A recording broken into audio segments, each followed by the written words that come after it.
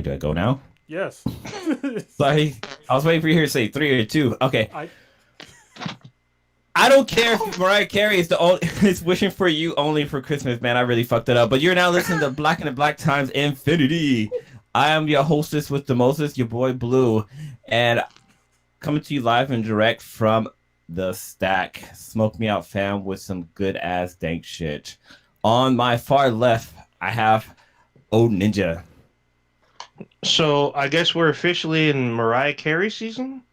Is that what's happening? Is that what we're doing now? you. Is that what we're doing How now? dare Apparently, I'm just saying. And mixing up on the ones and twos, we have Kronos. Sober October is over, gentlemen. I'm just saying. Oh And no, no, actually, it's I'm gonna Pop there's no yeah. November. So this beer that I'm gonna drink, I was actually saving this beer. So this is Founders Oh, yeah. CBS, and so somebody's a black like brew guy that likes a lot of good beer. They're probably like, why the fuck are you drinking this shit? You know, Founders is super racist. Yes, you're right. They were super racist at one point in time. I didn't know. I bought this previous to that, and I was saving this for a special occasion. And they already got my money. So I was saving for a special occasion. This isn't it. I ended my sobriety a couple days ago. So I tried to do it. I'm going to open this beer up on a day that doesn't really matter. But I'm still going to drink the beer because I fucking bought it. So me just pouring it out, they've already got my money. So, but yeah, That's like I was gonna say, that's like people who burned Kaepernick's jersey after they bought it. yeah, it doesn't make any sense. Anyway, it's a barrel aged stout, and this is from 2018. So this is their final edition. This is why it has no person, no Mountie on the horse. So it was a very special beer. I'm still gonna enjoy it, but yeah, this is 3 years old. Shit tastes good. Fucking smells good. I have like hella thoughts in my mind. One, you should have just made an NFT of it. Take a picture, made an NFT, and then right. But I don't know if it's coincidence that Sober October ended right when November started. I'm just saying. No, well, I nobody's don't think Go ahead. I was gonna say I don't think you can make an NFT off of it because it's a company's brand. So Yeah, and I don't really want to be Can't sell the associated rights with to it. them because of what. Oh, They did. So, that makes sense. yeah, that and makes they've tried to make amends for what was done, and the crazy part is that people might want to say that, oh, you know, it probably wasn't true, blah blah. Well, the guy that it happened to is actually in a private Facebook group that I'm a part of as well, so I tend to believe the guy.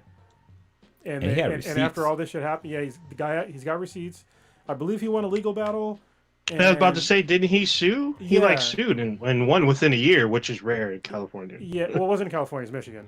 Oh, that's right. That's yeah. right. And so like there's a lot of shit that, and after that all this stuff happened, they had to hire a bunch of diversity, managers and shit like that, and they changed a bunch of policies. So obviously they acknowledged that they had a culture of racism, even though people might have said, "Oh, it was just like the supervisor or manager." No, because if you name the printer the N word, and literally nobody else except for the one black guy says that, hey, maybe not call the printer the N word, then Yeah. all of you are part of the same problem. So, yeah. Yeah. He was the guy that went to management and they kind of ignored him and made fun of him or whatnot. Yeah. And then did he quit or did they fire him? I don't remember. I can't remember. I remember as soon as he kind of parted ways, he promptly sued them and won. Yeah, so it's funny because Patrick is in the chat right now. He's one of the guys I actually met through the group that I'm talking about. And yeah, he said, Is he going off about it? Their beer is good, but the shit they did was not good. So yeah. Yeah, because I remember when they dropped the beer, I think on eBay, like it was going for crazy numbers. Fuck, it's really good. I was trying to look it up right now to see what it's at, but I'm not finding shit on eBay. Also, we're- I'm drinking it out of my Black is Beautiful glassware here from 17% drip. I'm just saying, Nice. an extra fuck you to Founders. Yeah. So we're kind of fucking up. We didn't do our normal. Oh yeah, let's shit. go around. Yeah. So, Kronos, you usually got some stats for us. I do have statistics. I have the listener of the week would be Carter. Listened a few times. Thank you very much. We appreciate it. Wait, is that Jay-Z? Jay-Z Carter? No. Jigga. And first in the chat would be my boy Patrick. Also, special shout out to him because he helped me out on. He was a guest on the season finale of Balanced Exchange a couple weeks ago, and we talked about finance and capitalism. He did a really fantastic job. Him along with Double Tank, they were both on there. So yeah, Nice. great conversation. We're gonna have to do it again.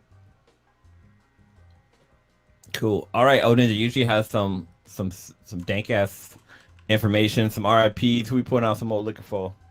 Actually, I did not get a chance to record anyone. I didn't see anyone as late, but if anyone in the chat or perhaps listening within the next week, message us in case I miss someone. Just let us know, and then we'll get them.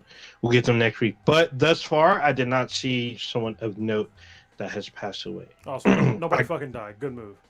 Yeah. I kind of want to take the wheel really quick and continue kind of a tangent of what Cronus was talking about with the beer. Did y'all see what was going on with Elijah Wood and an NFT, which I was talking about?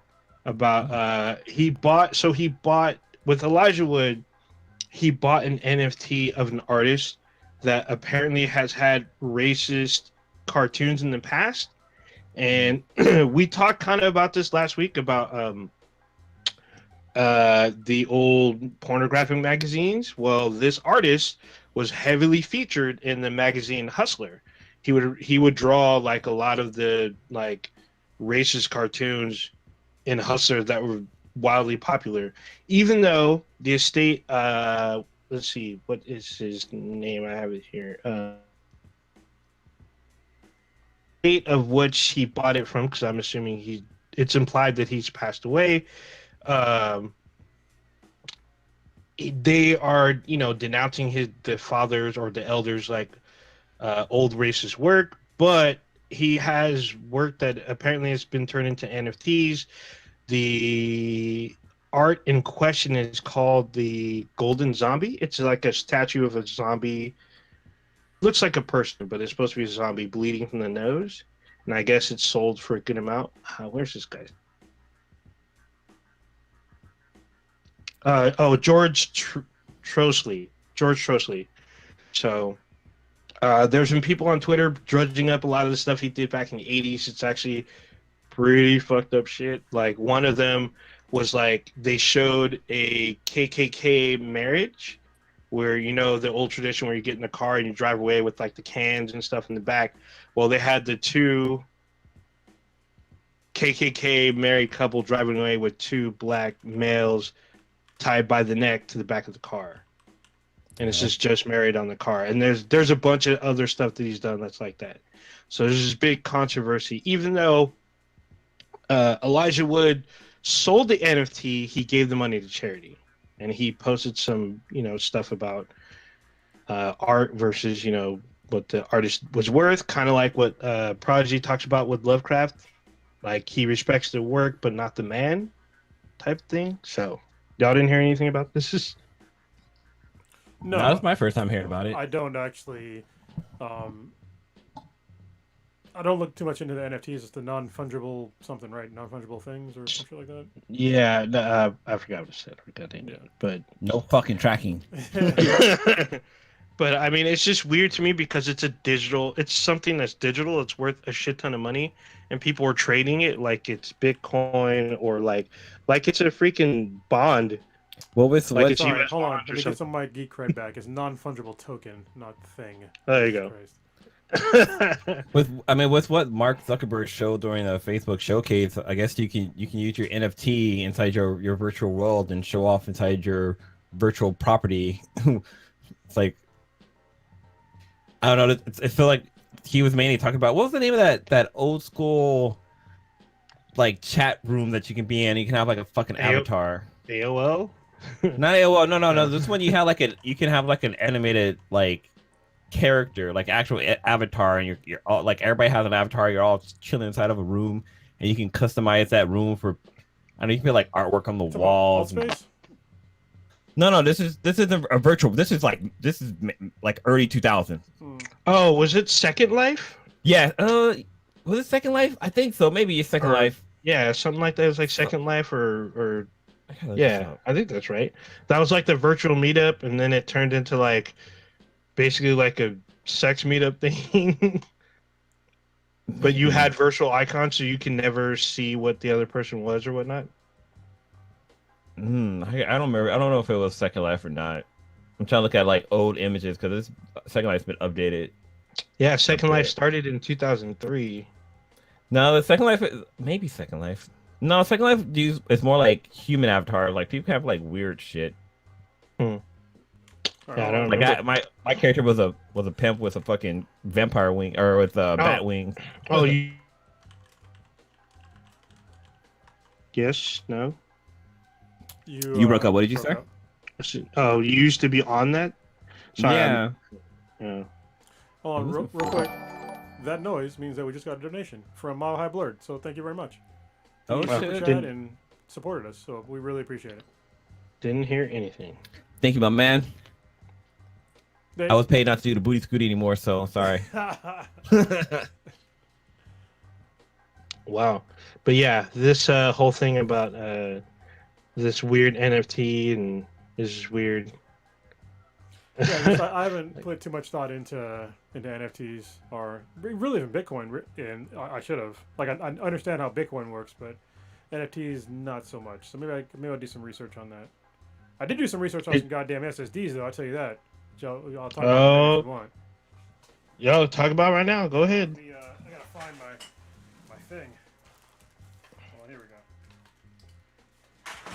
So this is concerning the PS5 and the expandable storage. So yeah, I went and I was waiting to buy a new internal expansion SSD, which is an NVMe M.2 SSD drive, and I got a Western Digital. It's a pretty nice one. So I'm in the data storage world, so I understand probably how these work more than most people do, and what the numbers kind of mean.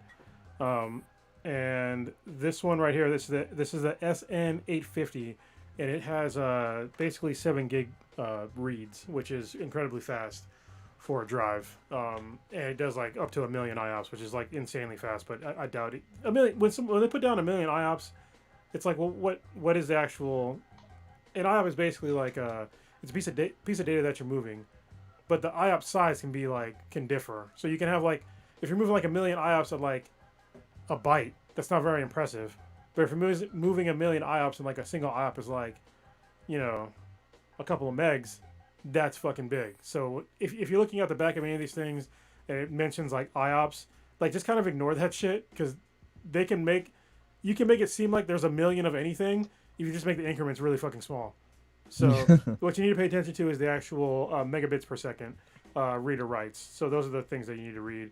And for the PS5, if you want to get the internal expansion slot, you need to have an NVMe Gen 4 M.2 drive that has up to, I think, it has to get at minimum 5,600 megabits reads. So if it's less than that, there's going to be some issues. I heard that you can put ones that are less than that in there, but like I have another one here that's actually still in the box. But this one's like only like 2,600, and it's far less than what the PS5 is used to using. So I got this one without a heatsink, because for some reason on Amazon, it might be Amazon alone because somebody brought it up later that this wasn't an issue on Best Buy. But on Amazon, if you go and try to buy this exact hard drive and other hard drives like this, if you get the heatsink version, it's like $400 fucking more. And I am not exaggerating. It's $400 more. It's almost the price of the console. Yeah, and this is already not cheap. Like I got this for like $360, so this is almost the price of the console. Which is why I was telling you guys when the first dropped, I was like, hey, when these SSDs come out, this is probably going to be the cost of the console. But this one is 2 terabytes, so most people probably don't need 2 terabytes. But I play a lot of games, so instead of getting the heatsink installed, from the factory, I got this Sarbrent one. If you want to see this right here, even though it's backwards, you can probably read backwards at this point. But it's a PS5 heatsink, and what's cool about this one is that it'll fit any SSD that you're gonna put in here, and you don't have to actually like attach it to the top of the SSD.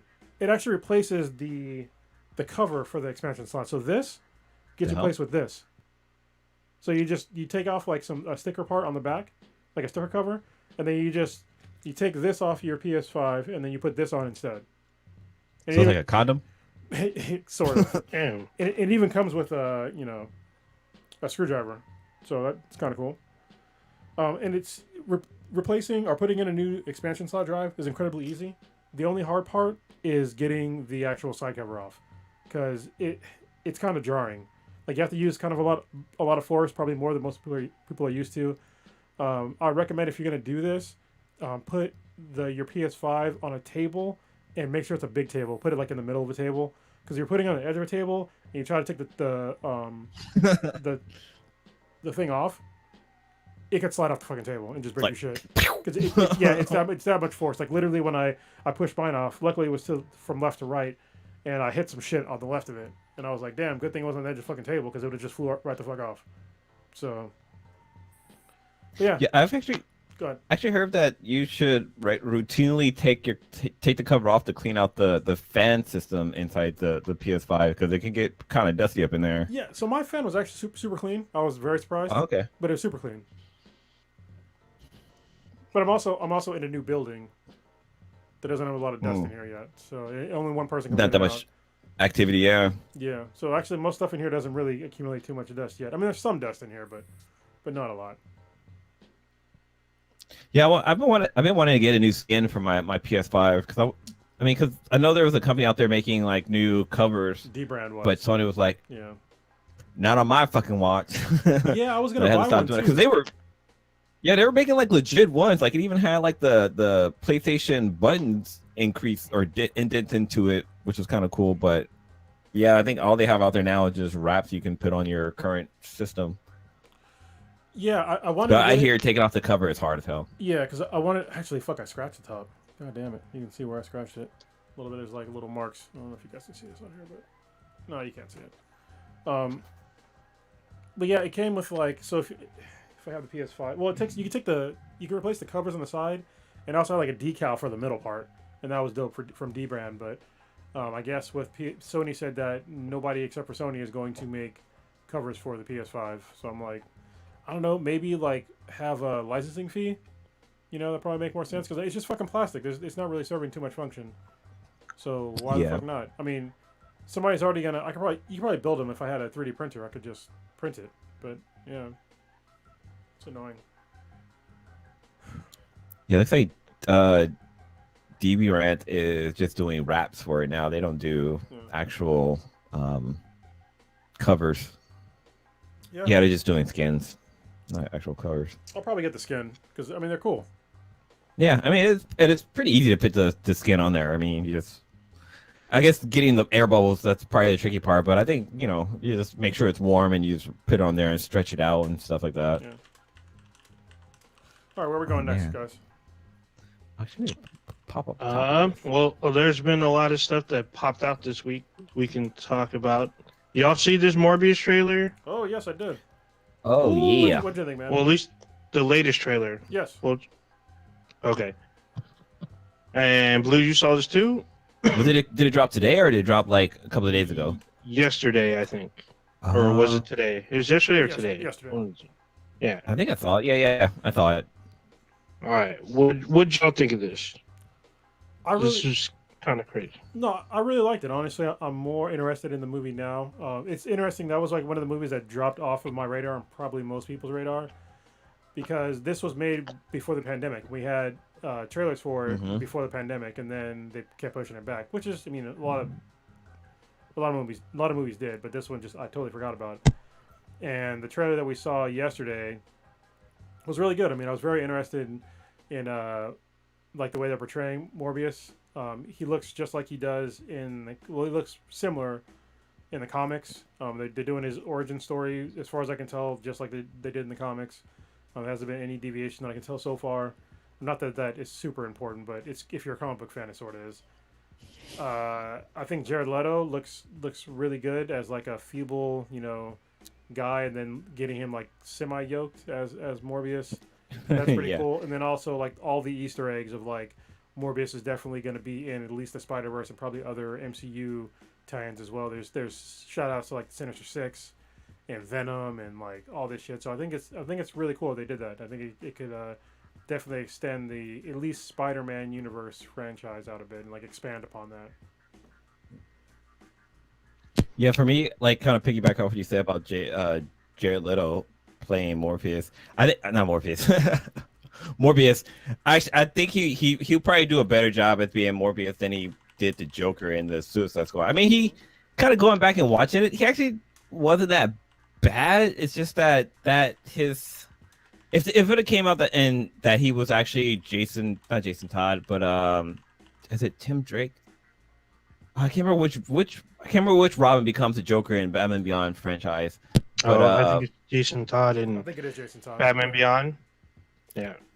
yeah, okay, yeah, I couldn't remember, but yeah, if it had turned out it was him, I'd be like, okay, this is like a totally different Joker. But anyways, yeah, I thought the trailer was really cool. Like the special effects was like I'm more excited about this than I was like when the Venom trailer dropped, just because I think the whole notion with Venom was that you can't have Venom without Spider-Man. Like Venom becomes Venom because of Spider-Man. Like he gets his logo on his chest because he first was on Spider-Man and he takes his like swagger and becomes fucking Venom and like meets up with like God, I can't think of the guy's name. What's the guy who something Brock? Eddie Brock. Yeah, I couldn't think of the freaking first name. But yeah, but with Morpheus, like the Easter eggs are like all over the place. We know he's kind of in the world of Homecoming, like Spider-Man Homecoming universe, because we get to see the Vulture, but then like there's other little Easter eggs, like this was in the first trailer too. Like there's the poster and Spider-Man, it says murderer, but that version of Spider-Man is Tobey Maguire's Spider-Man. But then like they showed the Oscorp building, and the Oscorp building, like the way it looks and the font that they're using, it's the same as the one from Spectacular Spider-Man. Is it Spectacular Spider-Man? Amazing Spider-Man. Amazing Spider-Man, yeah, it's from that series with Garfunkel or whatever his name is. But yeah, overall, the special effects was on point. Like we got to see him kind of transform. We got to see him use some of his powers. So we get to see exactly what's going on, and we get to see motherfuckers get murdered by a vampire, basically. What's your take on it? Yeah, I kind of felt the same. And then we got a little bit more story stuff because we found out that he's been at sea for like months or years. 2 months? I think it was 2 months he was missing. I think it was 5 months. So he's away from society for a while, and you see like he like attacks them all crazy and stuff, but yet they end up interviewing him like, you've been gone for this long. What happened to you? So I'm definitely way more interested in seeing this. I think this will be more entertaining even than both Venoms. So probably both Spider-Man movies too. I doubt that, but I mean, I won't be surprised if he shows up in the next Spider-Man, because that'll be out before Morbius, because Morbius is out early next year. January or February of 2022, something like that? March? I think it's before February then. Or March. Yeah, February or March. So it's coming out fairly quick, and we're going to get Spider-Man No Way Home beforehand. I won't be surprised if we see him in it briefly. I think the big question for a lot of fans is, are we going to see Blade in Morbius? I kind of doubt it, because we already got the Vulture. I think doubling down like that might kind of cheapen it, but you never know. We'll see. I'm way more interested in this now with this new trailer. Don't get me wrong. Trailers have let me down before. Like there's some trailers for movies and you watch them, they're just mid or worse. So, but right now this has piqued my interest. I'm definitely interested in seeing this for sure. I like what they put out. So yeah, I believe Morbius was supposed to come out before Venom. Mm-hmm. This was supposed to be like last year. Last summer. I'm assuming they had to go back and do a little editing, because I know in the trailer they mentioned about what went down in San Francisco, which I guess was a nod to the whole Venom. And we even get Morbius. Mobius.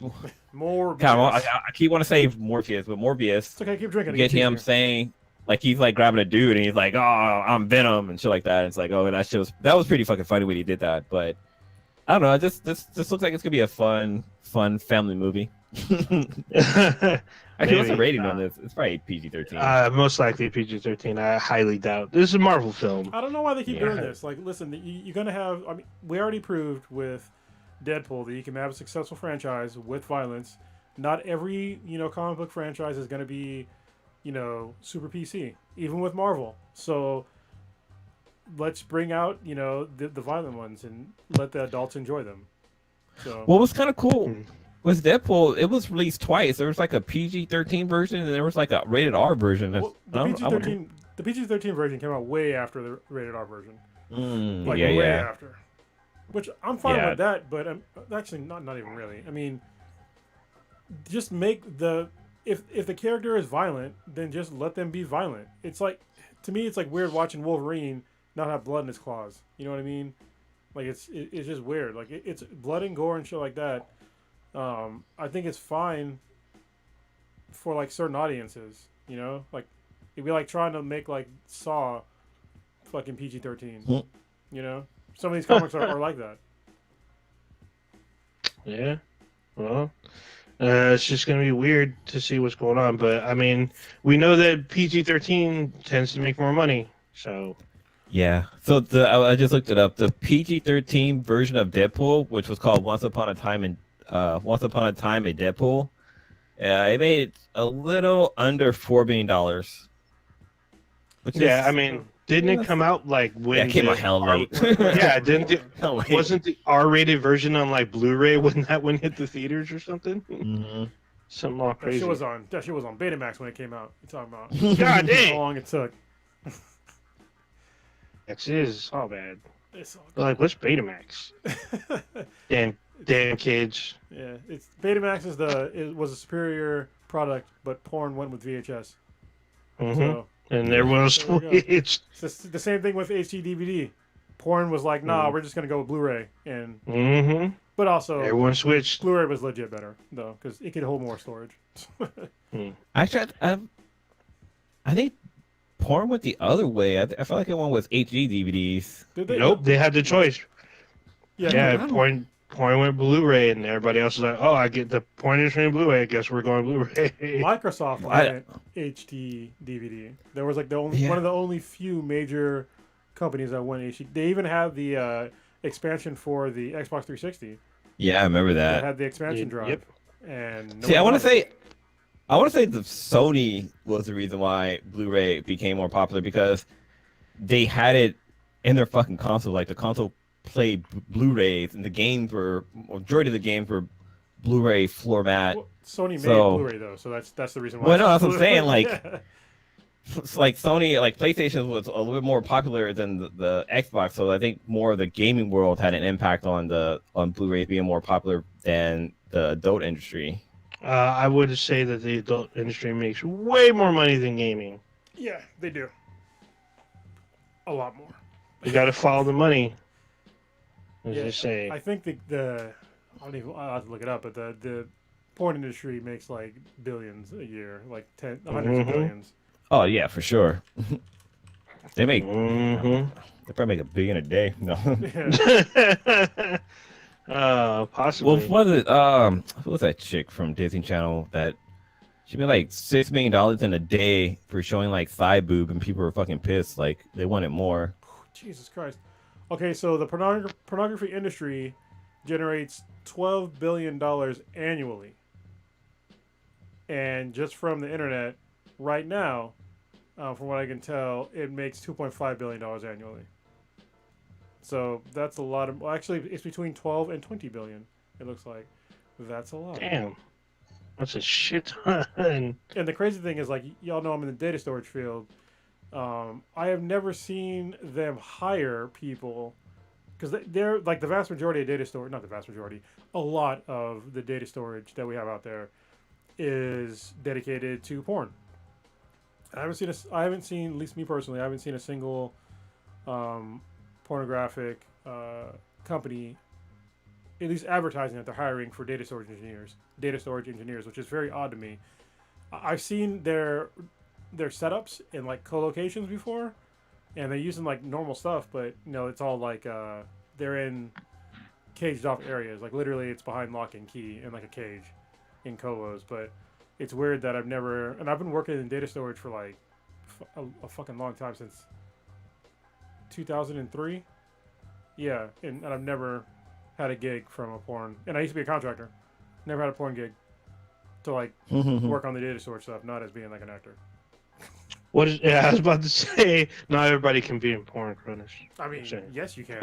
You're just not trying hard. Now, yeah, That's I mean, hey, listen. I mean, you could be in the porn industry, but to actually be a star, now that's a whole different feeling. Depends on your audience. Right now, there's a porn shortage of male actors in Japan. So if you want to be a porn star, go to Japan. Oh, there you go. So I'm reading a few articles about like why did Blu-ray win over HD, and the number one reason is the PS3. Well, because it was in there. But I mean, Sony also made it. But Yeah. porn also picked it. I can almost guarantee you. Remember, Microsoft picked the fucking HD. DVD. Yeah, Yeah, I think porn chose HD DVD as well. I don't think No, did. they went Blu-ray, man. They literally went Bluray.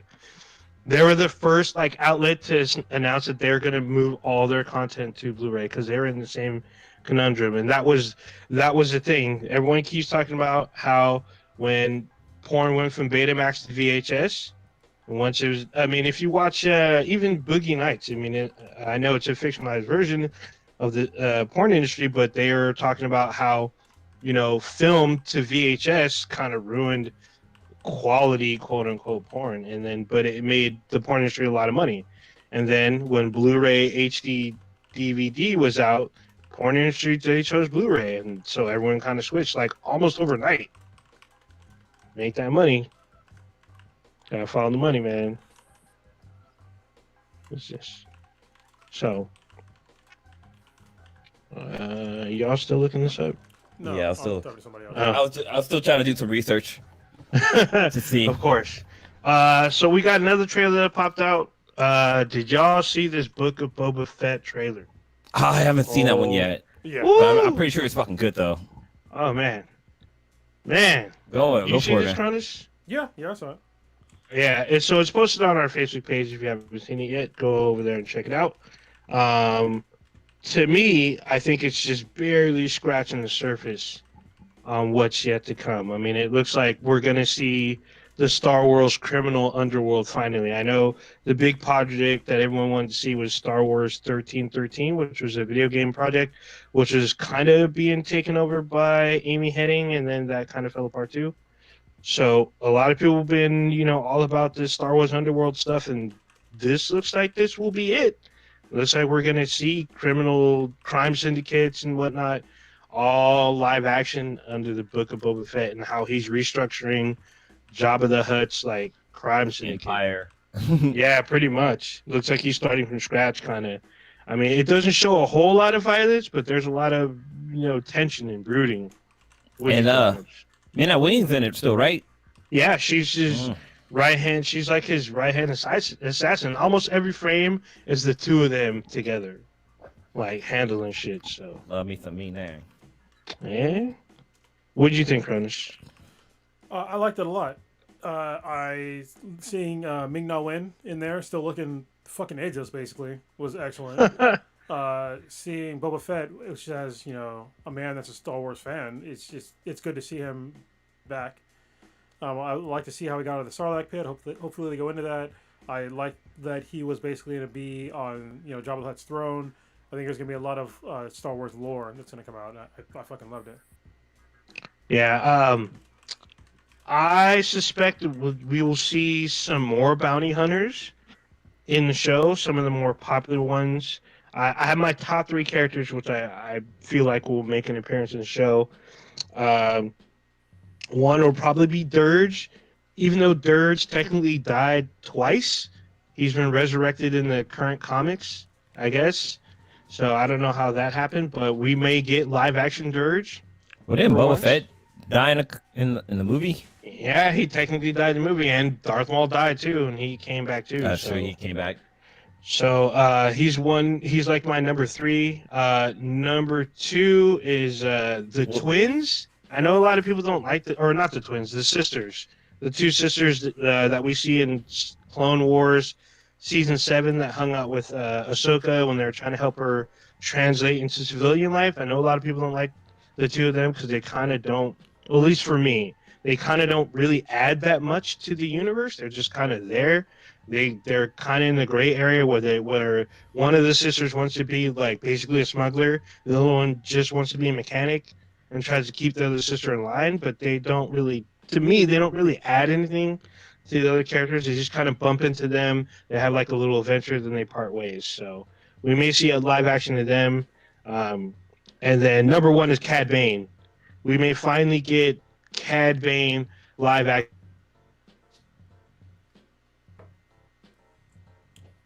Yeah, Man, somebody needs better internet. Yeah. Oh, Ninja, you really need to upgrade your internet, man. We lost. Well, like, the I've last already- 5 seconds. Oh, I've been upgraded, but I'm wireless though. I'm not plugged in, unfortunately. Oh. But yeah, we're probably gonna see Cad Bane. He's the only like bounty hunter that literally strolled up into the Jedi Temple and broke someone out of prison and got out.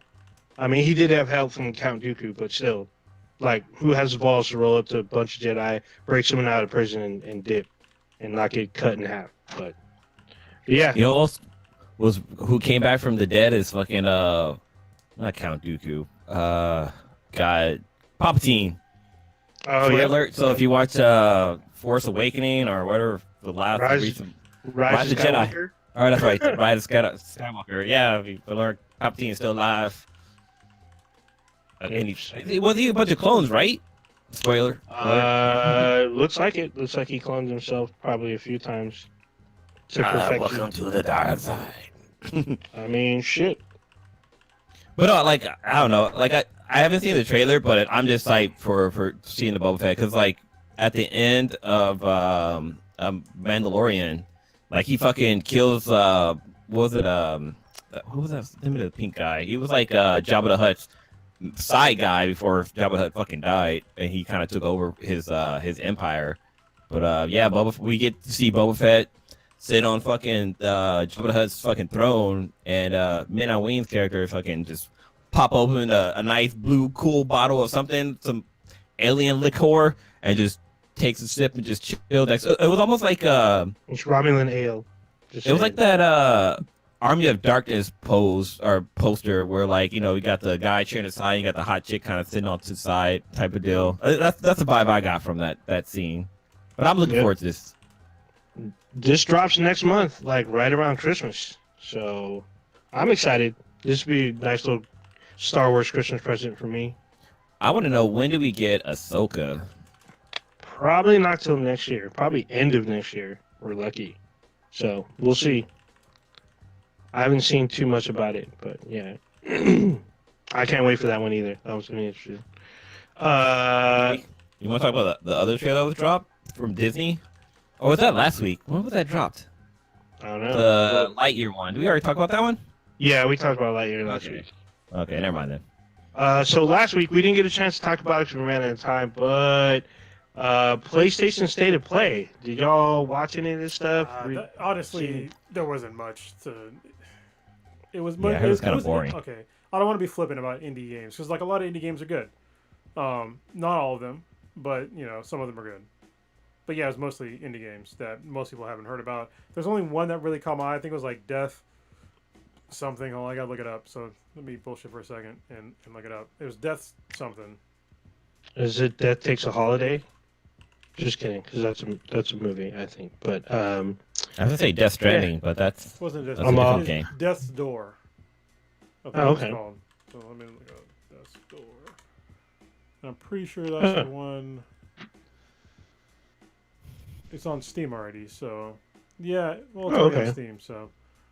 But yeah, it was like a Still. three-quarters top-down game, and it looked interesting to me. But once again, it's an indie game, so not that there's anything. I keep saying that like it's bad. It's not bad. It's just it's not. They didn't announce something like Horizon or God of War. You know what I mean?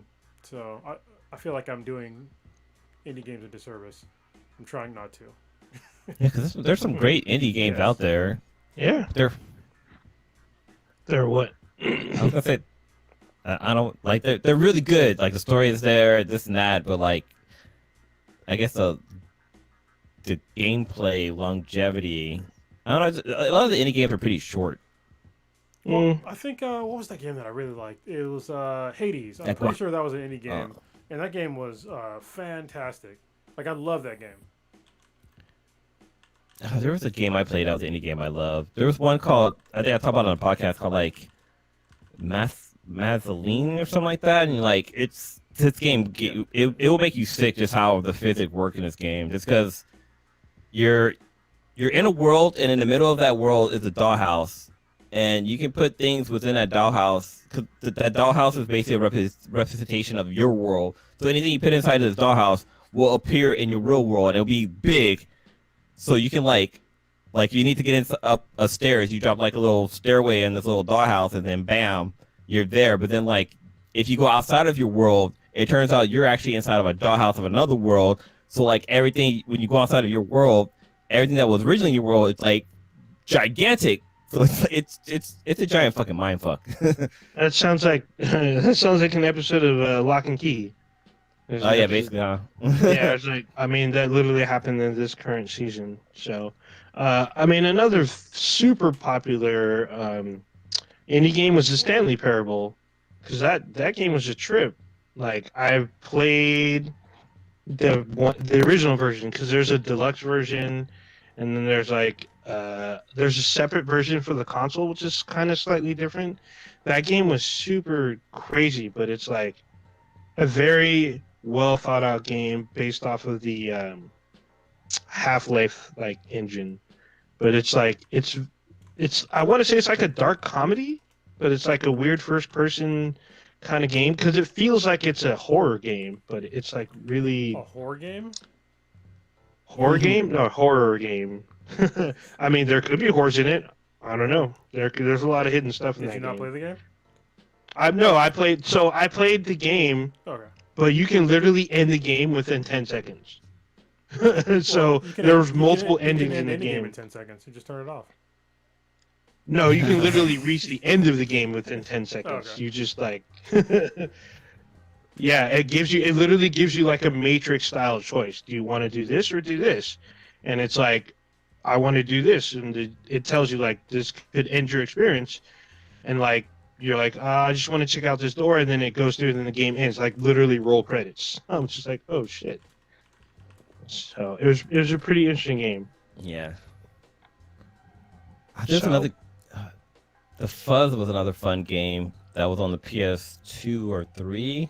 That was a lot of fun. Yeah, it was a little like you're like this little character, and you can rotate the world, and like depending on the way you look at the world, like different things are unlocked.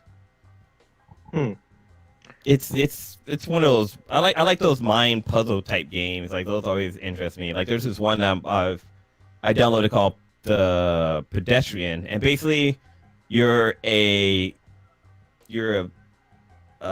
little stick figure, basically. Like, you know how like when you go to the bathroom, how you have like the man and woman logo, like that little stick figure character? You're basically that. Also, it's called Pedestrian because like you start off on like, you know how when you go to use a crosswalk, you push a button, there's that little guy on there. You start off as him, and you progress through the world by you're in a 3D world, but you have to stay within a 2D world. So like you're jumping from like different like construction signs and this and that, and there's like different puzzles for you to figure out, and it's crazy. Like once you get to the end, you're a regular person and you're inside this giant fucking world where like, you know, somebody on the outside is controlling it, and you have to figure out how everything fucking works. It's a crazy mindfuck game too.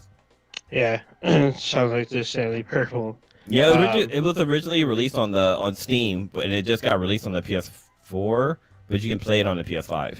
I gotta say, I like how PlayStation and the PC are like, you know, two peas in a pod right now. Like they're exchanging, you know, their games. So God of War is going to get released, I think, in December on the PC, and I think Horizon Zero Dawn already got released. A bunch of other games that were originally Sony, you know, PlayStation exclusives that are now getting dropped in the PC, and vice versa. And this gives me a really good feeling because I already pre-ordered the Steam Deck. So this is gonna be it's gonna be a low-key fucking Vita 2. Like if I could play my PlayStation games on. Hopefully, they have a plugin like specifically for it because you can already do like remote play with your PS5 and PS4 on your PC. So if you do like a similar thing with the Steam Deck, that's gonna be fucking awesome. So I'm definitely looking forward to that.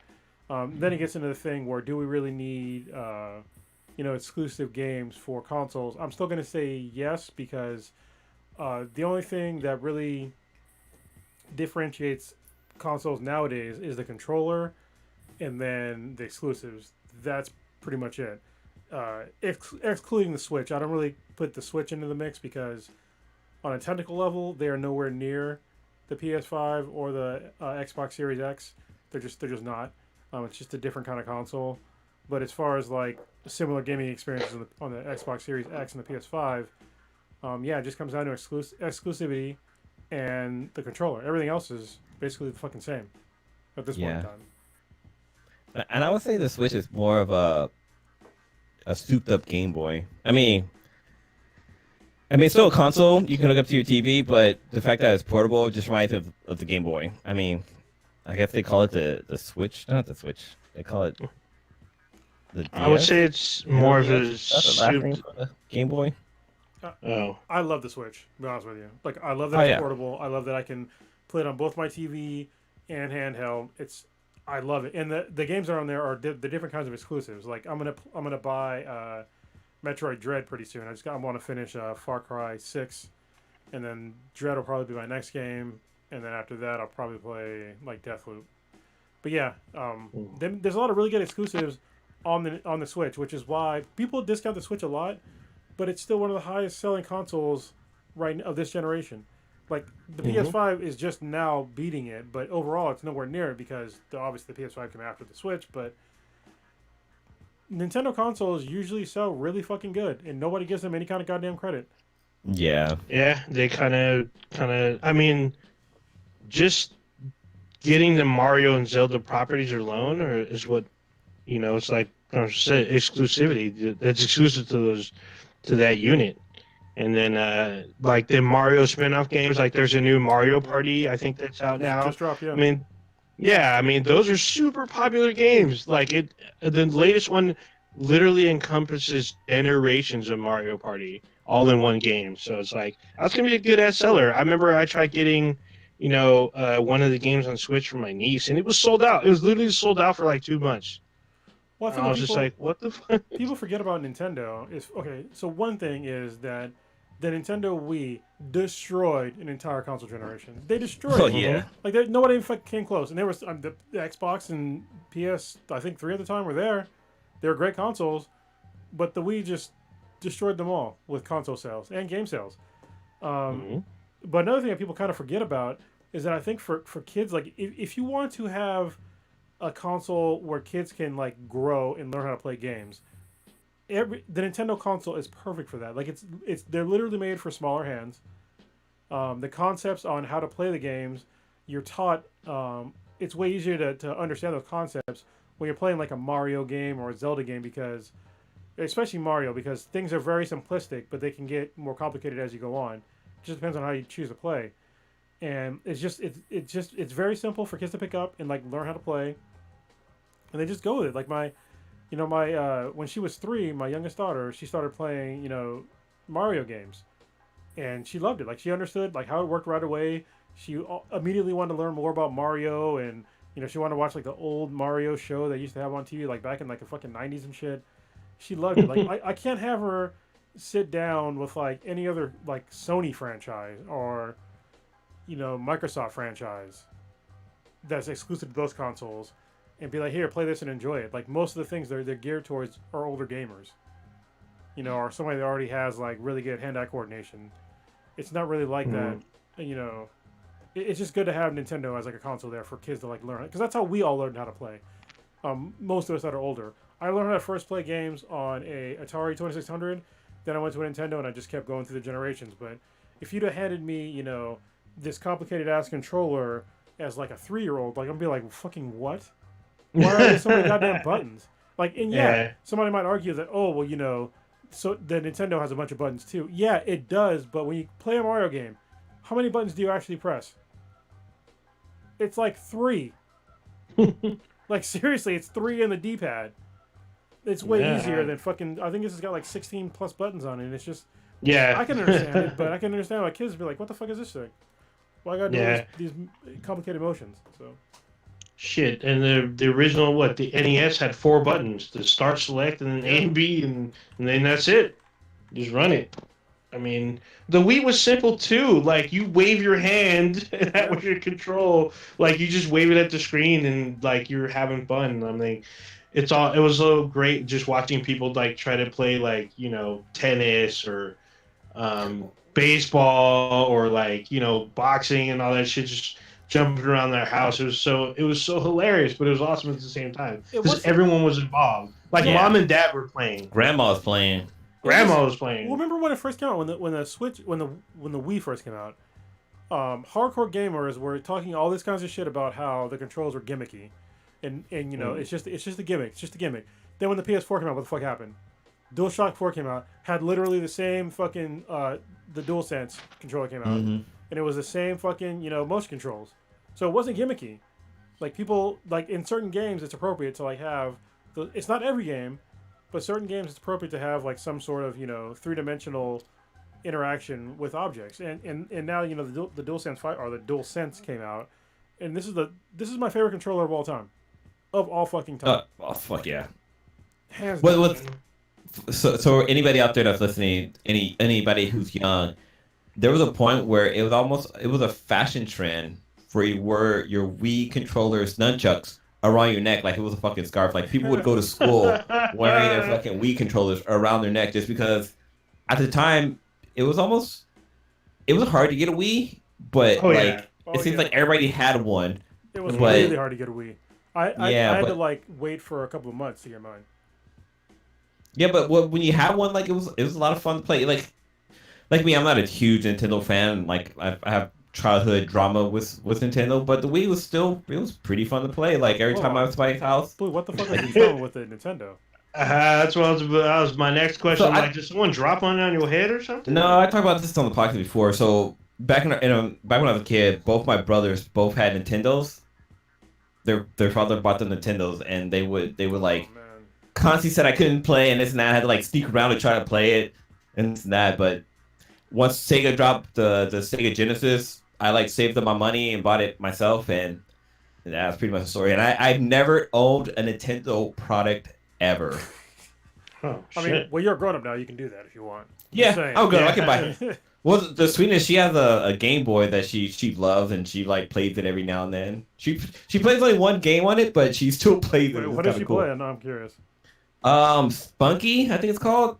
So it's this monkey, and like there's these like alien things like going around, and like you have to like throw up a ball, and every time you bounce the ball, it gets bigger and bigger, and then you fucking like throw it at them to take them out. Like I literally watch her play this game. I watch her beat the game. Like I have the RetroPie on my on my God, what is it? Raspberry Pi, and I like I literally downloaded the game for her to play. And she sat like I looked up the code to get to the end, like to fight the last person, and she freaking beat it. Like it was like no problem. I barely got past like level 5. Wow. She's like seriously good at that game. I'm gonna go grab it real quick. I know exactly where it is. Like her Game Boy. I remember your RetroPie because we played it in the car. This was awesome. Oh yeah, you're in Comic-Con, right? Yeah, we went to Comic-Con. We hooked it up to this. That was WonderCon, I think. Was it WonderCon? Yeah, because San Diego Comic-Con, we only get 2 passes usually. Oh yeah, it was WonderCon. Yeah, we went to LA. We hooked it into the center console display and was gaming. We were gaming hard. Yeah. We were playing some Battletoads. We were playing all kinds of stuff. I love me some Battletoads. I do not have the new one though, because it's on there, but I don't remember if it's like $30 or whatever. Yeah, I haven't played it either. I haven't played games like that in a long time. Maybe I should. I don't know. I've been playing what was it? Call of Duty Black Ops Cold War, the zombie mode. I fucking love that zombie mode. Like it's not getting old. Yeah, it's not getting old. And there's the new Halloween shit.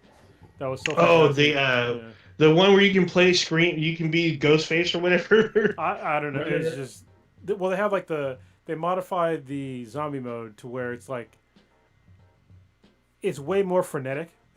Like Oh, he's pulling up his. Oh shit! So if you're listening It's to an this, actual Game Boy. he has an actual Game Boy. It's It's in pretty good a condition. Game too. Boy. It's a Game Boy. It's a Game Boy Pocket, but like this is the game Games on it. there. Yeah. Now you took it out, and now the game's not. Now it's never gonna work again. Yeah. Well, no,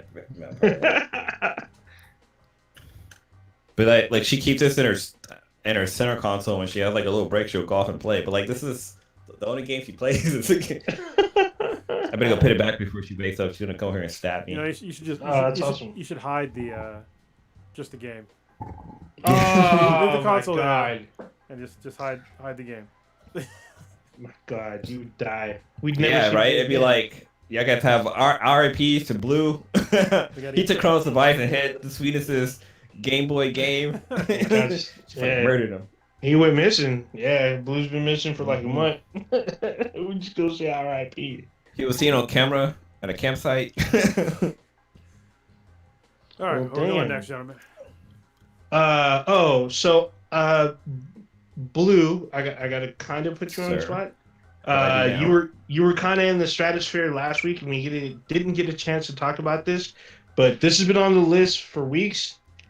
This is about a movie that was on HBO Max for a while. I don't Oh yeah, know fuck if this it's movie. I don't know if it's on there anymore, but It's still on there. I watched the movie, so now I got to hear your review and then see if I can add addendum or give Wow. counter for it. So Where it's go ahead, Blue.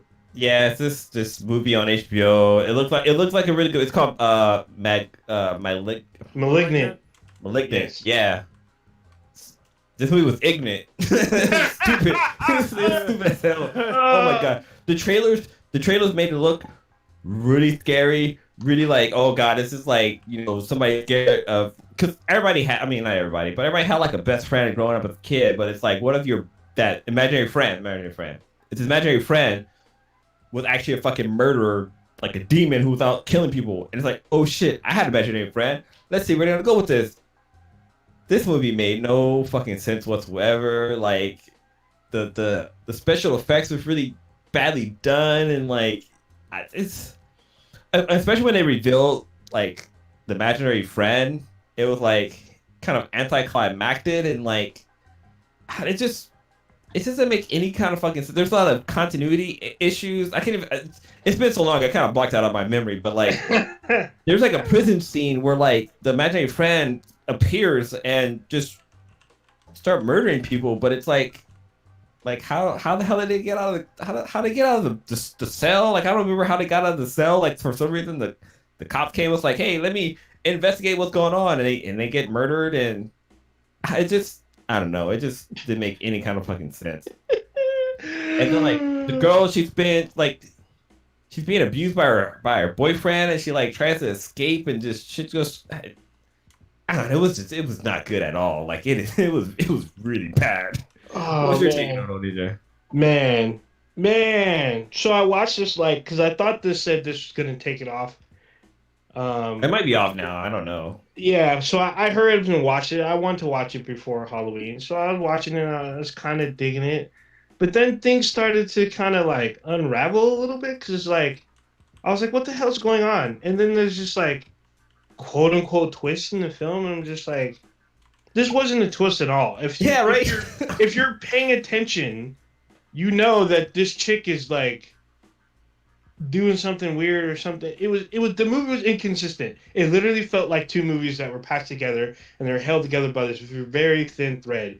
And then the prison scene that Blue's talking about, like, it was, first of all, Zoe Bell's in the scene. I'm like, there's no way this little skinny ass chick is taking down Zoe Bell.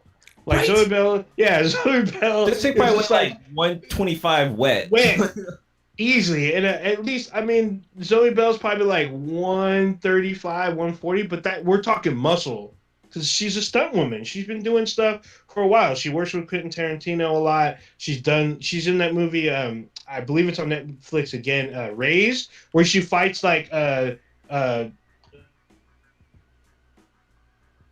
a movie about a female fight club, and this little, like, literally 110-pound chick, I wouldn't even say 120, 110, when she's covered in blood, 110, like, takes this chick out. I'm just like, what is happening? it turns into this weird horror movie, into this funky action creature flick, and I'm like, what? This does not. I wasn't really sold. I will say the action, the fight scenes were, I think, well choreographed. It worked out really well, but the story was trash. Like, Well, like, it totally flips on you, and it doesn't yeah. hold a whole lot of water. Like, literally, there's a scene where the antagonist has a knife, and there's 30 cops, literally 30 cops, shooting at this one dude, and they all get knifed to death. I'm like, there's no fucking way that 30 cops are missing this many times Inside of a police precinct. inside of an enclosed like warehouse or whatever. It looks like a warehouse, but it is a precinct. There's two shots where the cops shoot point blank with a shotgun and miss. Like, no, that's not happening. Like, what the fuck? It's almost Like, like it it was was just- a movie that was make believe. Yeah.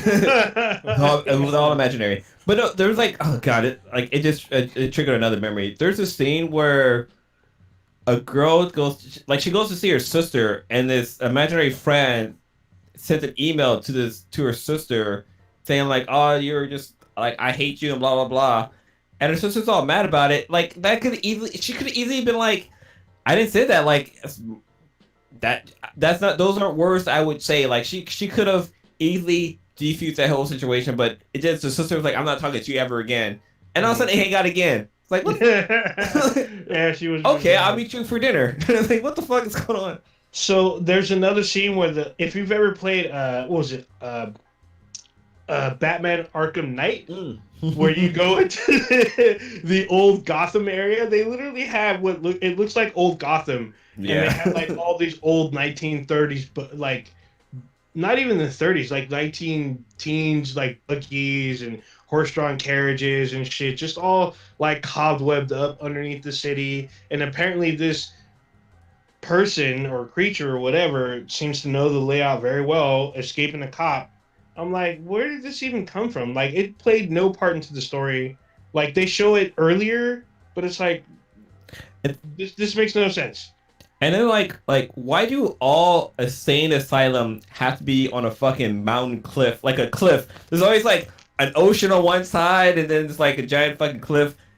Because there's a scene where like, and this is weird too, because like this guy, I think like somebody drives to this insane asylum, and they like, why do they always have to park next to the cliff? It's like isn't there a parking lot like somewhere safe? Like, they want to prevent people from accidentally throwing their car into drive and driving off the cliff, but for some reason, like, you gotta park next to the cliff where you can drive off the edge. It's I don't know. It was just weird because I'm just like, the insane asylum is really, really huge, and it looks like a hotel. It does. I'm like, why is this sitting here and nobody bought this land? I mean, this is in Seattle. This is worth real estate.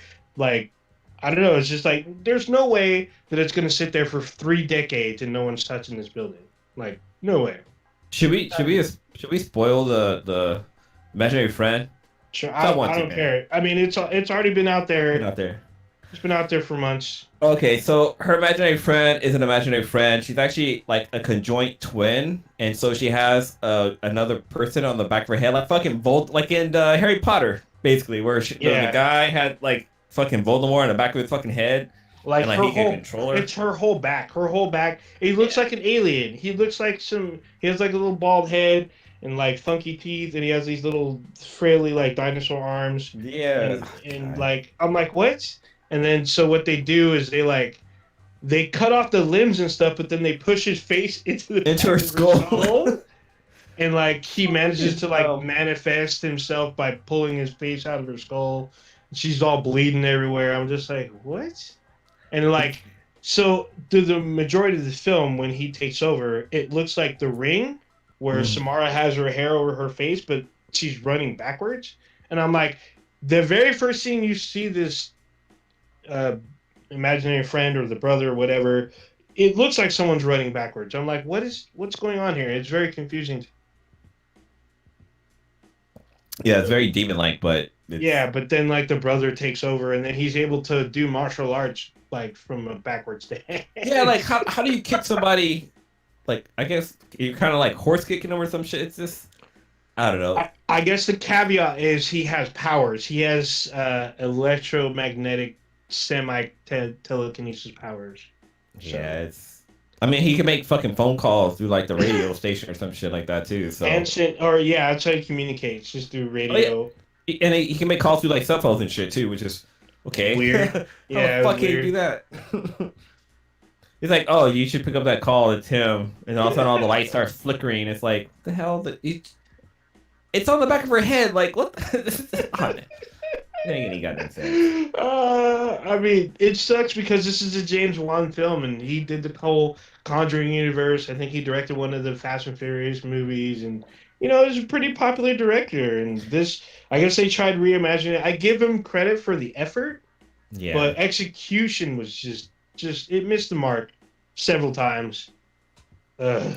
I wish it's like the way they. I guess one way they could have saved. No, they probably couldn't. I was gonna say they could have saved this movie by making it more like she has like a split personality kind of that kind of vibe, or I don't know. It just it was a no for me, man. That movie got a hard one. It's a no for me, dog. Yeah, I give it a 1 just because I mean the trailer was good. Yeah. The storyline seemed like it had a good something to it, but like I just execution, man. When you watch it as a whole, it falls apart for me. I give it a 2 because the actual fight scenes were actually on point. Yeah, the fight scenes were pretty cool. Fight scenes were cool, but it's weird going into a horror action film. Like, what the fuck? Who does that? I mean, I get the effort. I get what they were going. Hopefully, later on, someone's able to build on this and perfect this new type of. The effort was there. But it just didn't come together. It didn't gel for me. I would give it a 2 for sure. I didn't think the black female cop was kind of funny, but like she was just basically one of the sites. Like every time she gets picking up, like she's fucking one of the sites. Like she's, I'm too old for this. She was a one of the site version of Danny Glover from fucking from Lethal Weapon. She was like, I'm too old for this shit. Like it was like. I thought they were going to kill her off. I mean, she got shot. She's the only one that kind of got a shot in after 30 cops be missing, but she got like shot in the chest and she survived. It's like, no, you should. Oh, and she got stabbed. And she got stabbed. And she still made it, so kudos to her. This creature killed like 50 men, and all of a sudden she comes up against a woman, stab her, and shoots her, and like she's somehow still lives. It's like, okay. Yeah. I'm glad you didn't like it either. I thought you were going to say that you thought it was a wonderful movie and it was like the best horror movie ever of all time. Like, I know a lot of people enjoyed the twist. They liked the twist. And I'm like, what is happening right now? Like, oh my God, this movie. Like, I could tell what was going on, but then it went off the rails for me. I'm just like, dude, really? Like, I didn't appreciate or buy the whole, like, twin thing. And the only edge it had was he had powers and shit. I'm like, okay. Sure. I mean, if he really had those kind of like powers, he literally all he had to do was touch someone and microwave their fucking brains. Easy death. You don't need a fucking knife. They made him look like he was Jack the Ripper, and I'm just like, what? Yeah, it's terrible. I mean, if you really want to see it, it's on HBO Max if you have a subscription. If you really have 2 hours to kill and you got nothing else going on, but I recommend like only watch it. Maybe watch it if you're drunk. Might get a good laugh. Yeah, or high. That might make it scarier. I doubt it. I doubt it'd be scarier. It'll be funnier. Yeah. I mean, if you're high on. Yeah, it'd probably be way funnier. Way funnier. All right, moving on. Warrior Fellow had a question for us. Oh, he wanted to know, how was our Halloween? So Halloween was last Sunday? Just Sunday. It was Sunday. Yeah. Sunday. How was your Halloween? What did you guys do for Halloween, if anything? Blue. Well, first of all, let's go. Did y'all dress up? And then what did you do? I did not. Blue. So for us, we went and hung out with some friends who have they have a son around. He's a little bit. It's funny. These friends, they're Brazilian. They were at our wedding, and they have a son that's 2 days older than Storm, Stitch's daughter. But yeah, so like the whole thing was supposed to be superheroes. So obviously, I was Batman, but I got my son Sebastian or Bash. He was He was Robin, so I got a little Robin costume for him, and he had like a little mask, stuff like that. And the sweetness was she had a Was she Catwoman costume. Catwoman? No, so Yes. she's been Catwoman in the past. She's been Catwoman. She's also been Martha Wayne's version of Joker. Because we one year Oh. I was Thomas Wayne Batman, and she was Martha version of Joker. If you don't know what that is, look up Flashpoint. It's a really good. It's a really good comic. Yeah. But anyway, but she was Batgirl, so Okay. she had like Batgirl outfit and a mask. And my friend, who's Brazilian, she was Wonder Woman. She looks like Gal Gadot. Like it's really crazy how close how much she looks like Gal Gadot. But yeah, and their little son was Spider-Man. But we hung out. We had like a little quick little brunch at their house, and their little son went trick or treating around the houses. But like I don't know, I wasn't comfortable taking Seppi out to all the different houses. But overall, it was a good time. We had a little. I'm gonna keep its costume just as kind of a keepsake for first Halloween. But we also went to a pumpkin patch. So over in kind of, I want to say it's San Ramon or Dublin or Pleasanton area. Like when you're driving up the 580, off to the right, there's a rodeo thing. Actually, I think it's Hayward because I know what you're talking about. Yeah. it's if you have to go to like Hayward something, I can't remember what it's called. But yeah, there's a quick little pumpkin patch. They had like a little haunted house. They had like carousel, a Ferris wheel, and one of those giant slides. But yeah, it was free admission until you went there. Took a few quick pictures with Sebastian and this kid. It's funny because I remember when Riley, we did a photo shoot with Riley at the Ardenwood pumpkin patch, and she like touched dirt and she was just fucking crying all over the place. But She loves dirt. She loves dirt now, by the way. I But bet. yeah, that day, we have like the best picture of her like crying. Yeah. it's hilarious. Go ahead. But with my little one, like he grabbed a pile of hay and was just like, I'm gonna stick this in my mouth. like no joke. Like it was so hard trying to get a picture of him. But we got a couple of pictures picture of him. But overall it was a fun little day. How about you guys? For me, I actually worked. So Saturday before Halloween, I actually worked, but I went out. I managed to get out and go to downtown San Jose. So I was out like a little late. So I wasn't out for too long. I was out for we got there at like maybe quarter to midnight or whatnot, and everything closes at like pretty much 1:30. But every place had a huge line. Like you're talking down the street line at like maybe 10 different establishments. We managed to get into like one spot. The Britannia Arms had like a shortish line, and then we were there for a quick drink. Went to the spot next door to it, which was super poppin'. They had a line. Went in there, hung out with the friend. I dressed as an essential worker, so that was pretty interesting. I had some fun. I was DD, so I didn't really drink, but the designated driver. But I thought you were Dee Dee from like from Dexter's Laboratory. I was like, wow, man, crazy. Oh no.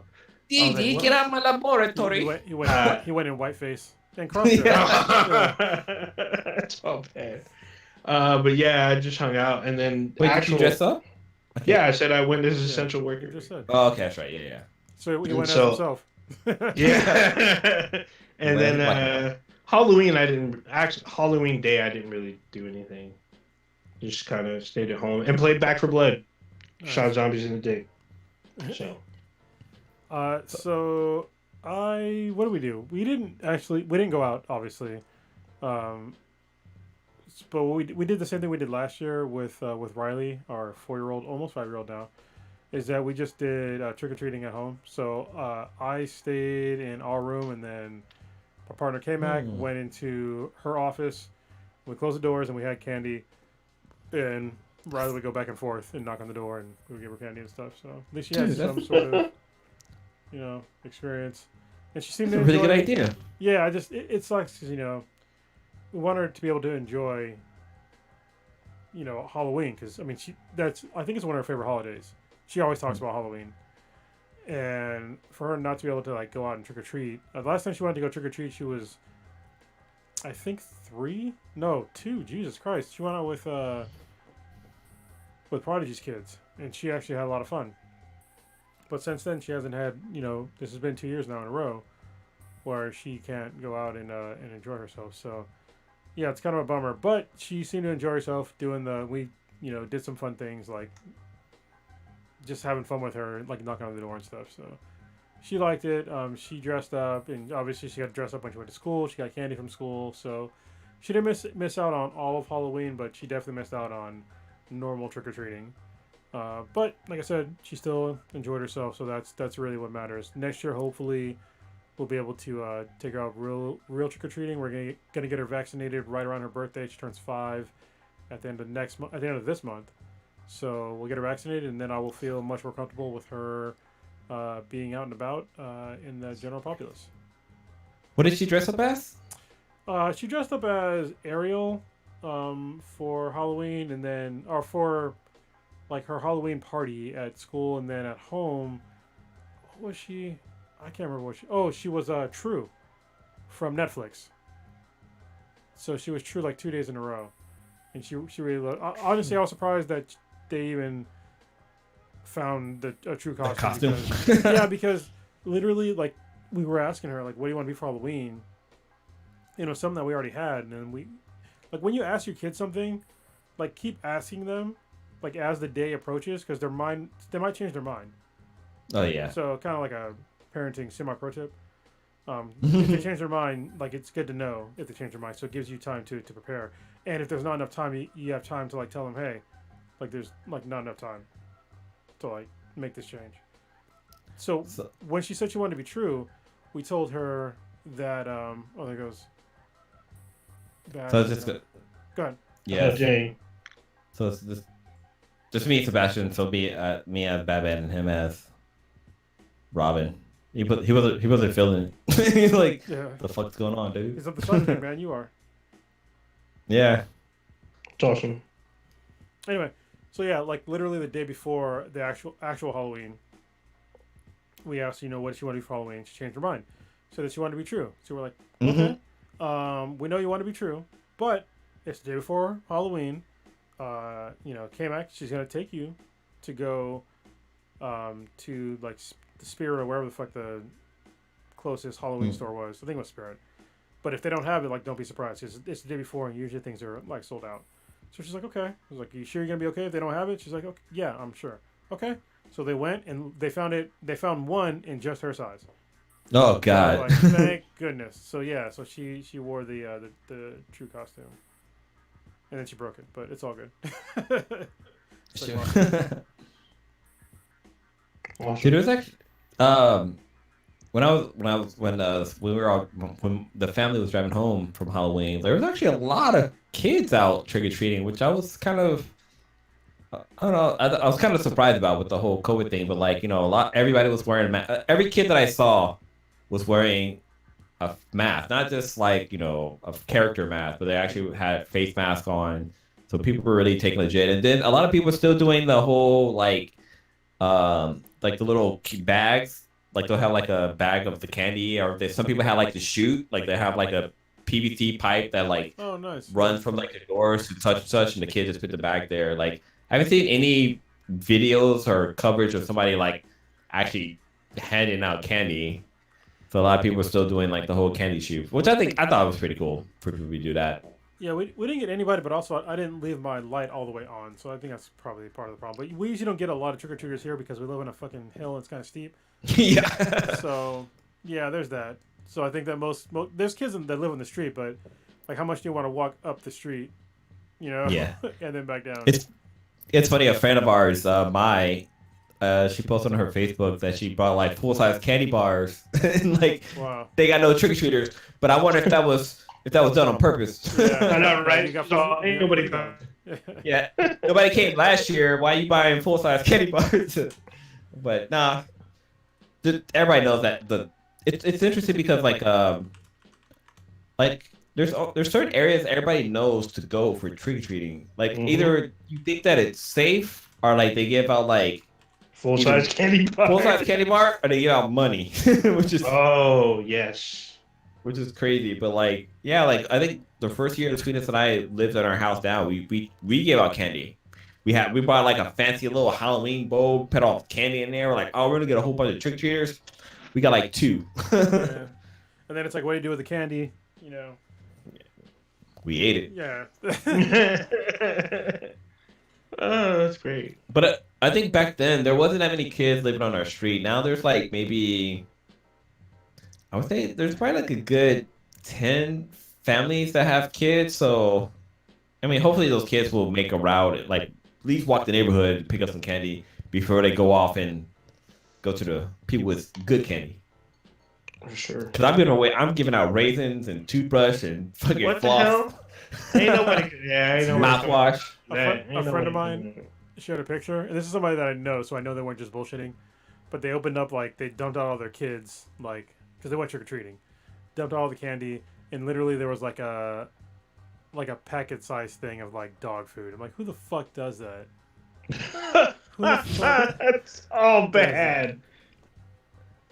Well, speaking of that, like, I know the news. The news is always talking about this shit. Like, they're always warning people, make sure to check your kids' candy. People are giving out fucking edibles. They're trying to get your kids high. Ain't nobody giving out edibles because that shit's fucking expensive. Like, that's an expensive practical joke to play on a kid. But then again, like, the people who are buying it aren't buying it to go pull a prank. They're buying it to enjoy it themselves. Like, I think there's a podcast I was listening to, but this is more on the whole poison in candy bars. Like, there's never been an incident of somebody getting sick or kids ended up in the ER because there was like something in their candy. It turns out they got into their parents' stuff, and that's what ended up in the ER. They just blame it on the candy, but like a lot of these stories aren't really true. No, I Unless don't you got facts to back that up or anything. No. Usually they're not true. The vast majority of them are not true. But the problem is that the media, every single year, they keep trying to elevate these things, like the cannabis thing and all these, like, literally, if it's weird that news outlets will first of all like elevate cases about like drug addicts, you know, and having people getting thrown in jail for being drug addicts, shit like that. But on the other hand, they'll also elevate stories of people just giving out drugs. Motherfucker, drug addicts don't give out drugs. They use those drugs. Yeah, Anybody that I can think of that uses any kind of drugs, like me, like, you know, I'm drinking alcohol right now. It's a drug. I'm not going to give out my drug of choice to a child because first of all it's illegal, and second of all this is my fucking beer. It's just expensive. I don't drink cheap beer. Same thing with you know, cannabis edibles. Like anybody that talks about those sorts of things, that look out for people trying to give your kids like they literally have no single clue how much edibles cost. They are not fucking cheap, especially the ones that you see that are in packages that look like they can be mistaken for kids candies. Those are the ones that are fucking crazy expensive because it has to go through a corporation and a company where they have to make some sort of overhead, you know. So it's not like you're you know, baking weed fucking brownies or some shit. It's not like that. They have to make an actual profit off of making the product, and it ejects the price, and they have to pay fucking taxes on making those products, federal and local taxes. Actually, maybe not federal, local taxes. So people they don't put their thoughts into that. They just say, oh well, it looks like, you know, it could be used to give to kids because it looks like candy. But you know what? There's a whole bunch of alcohol that looks like fucking soda, but y'all don't talk about that shit at all. There's a whole bunch of fucking alcohol that has, you know, candy names or that have like green apple or cherry flavor or fruit punch, shit like that. But you never ever hear the news talk about that kind of shit. Oh, well, it's aimed towards children. No, it's not. It's not aimed towards children because people pretend that when you become an adult, all of a sudden you don't like sweet shit anymore. Like you're no longer going to consume things that taste sweet or that are pleasant to your palate. Like you all think we're just going to fucking eat fucking tofu or some shit when you hit, you know, 25. Like, what the fuck is wrong with you? And they just keep perpetuating this same bullshit narrative to keep kids scared. The problem is, these things are going to push people more towards getting illegal drugs. Like, you just made all this shit legal, you know, after a certain age, and talk about these things appropriately. Like, hey, yes, there are products that are drugs that, you know, they might taste sweeter or they're like candy, but they are for adults. Instead of saying adults are giving, you know, cannabis candies to children, because that doesn't fucking happen. Just be honest with the way that people are, the way that they're reporting things, but they're not. It's been like the past fucking, in my lifetime, it's been like every goddamn year. I'm trying to find out the cost of infused, like at least infused gummy bears. Well, Blue, we're a couple days out of Halloween, and we haven't done your 30 days of Halloween. We missed out because you were on the cast for a little bit. So. Yeah, I was out sick, but then again, it kind of was an epic fail. Like, I mean, we have a list. Well, it's a semi list. There's like 10 on there. So I didn't get any feedback from the Discord group. So the whole purpose was to basically make a laundry list of movies to watch for Halloween, and there wasn't much participation in it. There's still people in Halloween mode, even though some people are in Mariah Carey mode. So, oh god. Wait, so just kind of quick sidebar. I saw this on the news. There's a bar. I can't remember where it is, but basically, you cannot play the Mariah Carey song inside that bar in the month of November, and it only can be played once a day in December. Because if you ever work retail, I don't care any retail facility you work at. If you're a barista, if you work at fucking McDonald's, you probably hear that song at least 8 goddamn times in your goddamn shift. That song is so fucking annoying. So fucking annoying. And like, I don't want to say I have PTSD, but or PTS. That song brings bad memories. Let me see if I pull up the Halloween list. Let's see where we were with that. I have the list, but I have the list up. All right, let's go over it real quick. I mean, go ahead. Shit. What do you want to read each other's? I'll read the ones I selected, and we'll kind of go into why I selected it. Go ahead. So I'm gonna go backwards with this one. Sure. Actually, I'm gonna start with my. So the whole premise was that everybody was supposed to choose 6 movies, because there's 5 of us on a podcast, and if you can do math, 6 times 5 is 30, and even though there's 31 days in Halloween, but hey, fuck it. Okay, so number 6 on my list was The Haunting of Hill House, which is a show on Netflix. It was really good. Like, you know, the suspense was there. You're like, what the fuck is going on? And the whole Cricket Man story just led to like a really good fucking ending. It just all fucking rolled up into like a nice little, like, it made me think of that Dave Chappelle joke when he talks about like how he kicked her right in the pussy, and then at the end he breaks it down. Like, that's basically what the Hill House does. And I thought that was really fucking great. Number 5 I have in here is Shudder.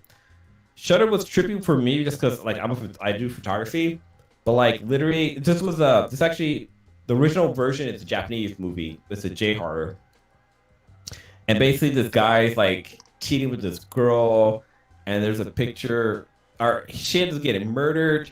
So this is gonna be a huge fucking spoiler. She ended up getting murdered, and like, you know, every time the pictures maybe don't spoil the movie that you want people to watch. No, I'm gonna spoil it. Oh, okay. Okay. No, so the girl's murdered. I mean, this is kind of the obvious part, but the girl's murdered, and every picture you take, she's in the image, and it's like, what the fuck's going on? But at the end, it just have like some creepy ass fucking like, it ends very well.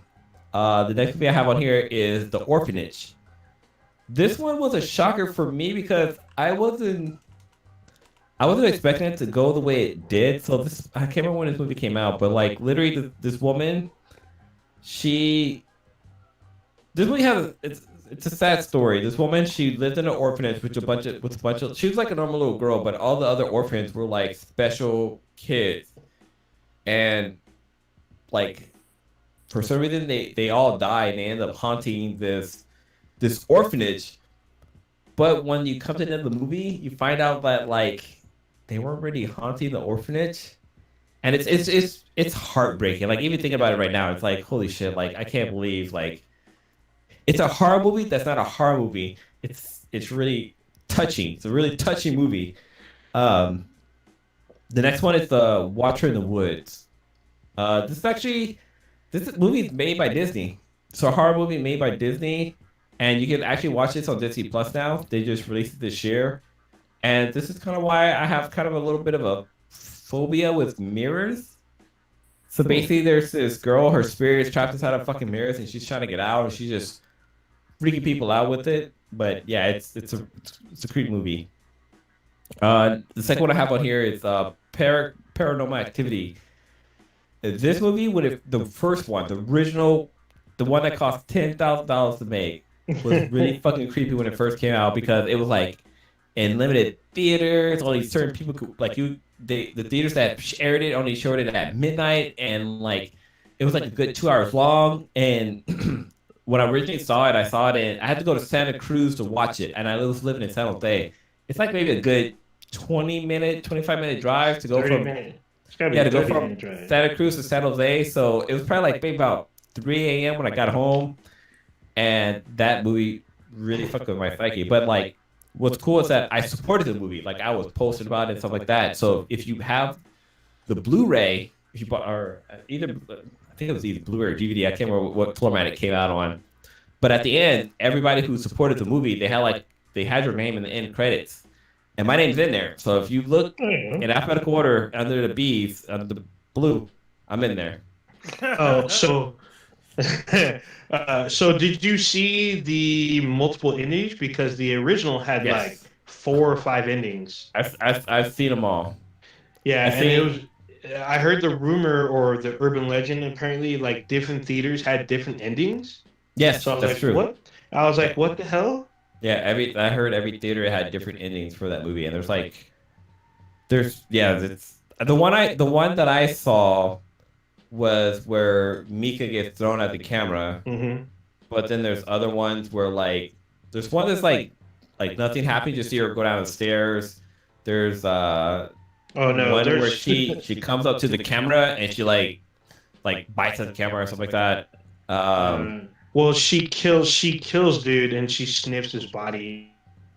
And then she like jumps out the screen. Yeah, she kills him and slits her throat. The one that's probably the longest is the one where she kills her boyfriend and then comes out of her trance, freaks out. No, she freaks out. But the cops show up to the house. Oh, yes. So the cops show up, and then there's a door. The bathroom door slowly opens. As she's pleading with them, no, I didn't do this or whatever, the door slams. The cops freak out and they fucking they kill her. They empty the gun into her. Like she was black. It's all bad. And I think there's one more. And then I can't remember the other one.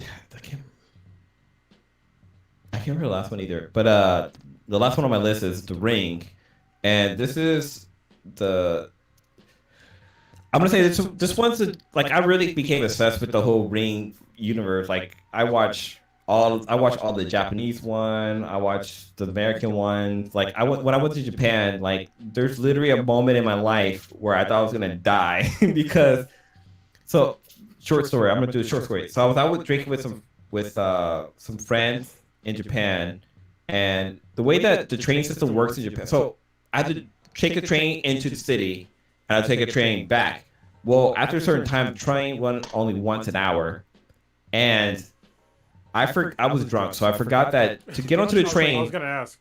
Yeah, there was a lot of sake, but the way that it works on the train is that, and it's the same for the bus. You enter from the rear, and you exit from the front.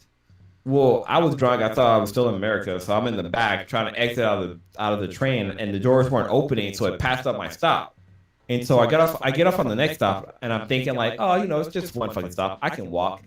Well, the area I was in was like kind of old school Japan, and I was drunk, and The Ring had came out like that year, so like my imagination was playing fucking tricks with me. But luckily, like I actually got fucking lost. I got lost, and I found train tracks. I'm like, I'm just gonna walk these train tracks, hoping that these train tracks gonna lead me back where I need to be. But it actually led me back to where I got off the train. I don't think we come back. But yeah, just the whole Ring universe, I just always thought it was really interesting. And like, there's also another story where I fell asleep with the TV on, and I'm pretty sure people have had that happen to them before. But like, I was dreaming that like Samira was coming after me, and like I wake up to the fucking trailer for The Ring on my goddamn TV, and I was probably pissed white because cause in the trailer there's a scene where she's like coming out of the well, and like, is piss really white?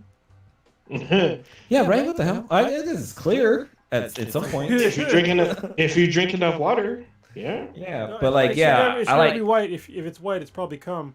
I'm just saying. Oh, Y'all yeah, have a weird black. thing with colors. Or gonorrhea. Oh, I thought gonorrhea was I yellow. wouldn't know. Yeah.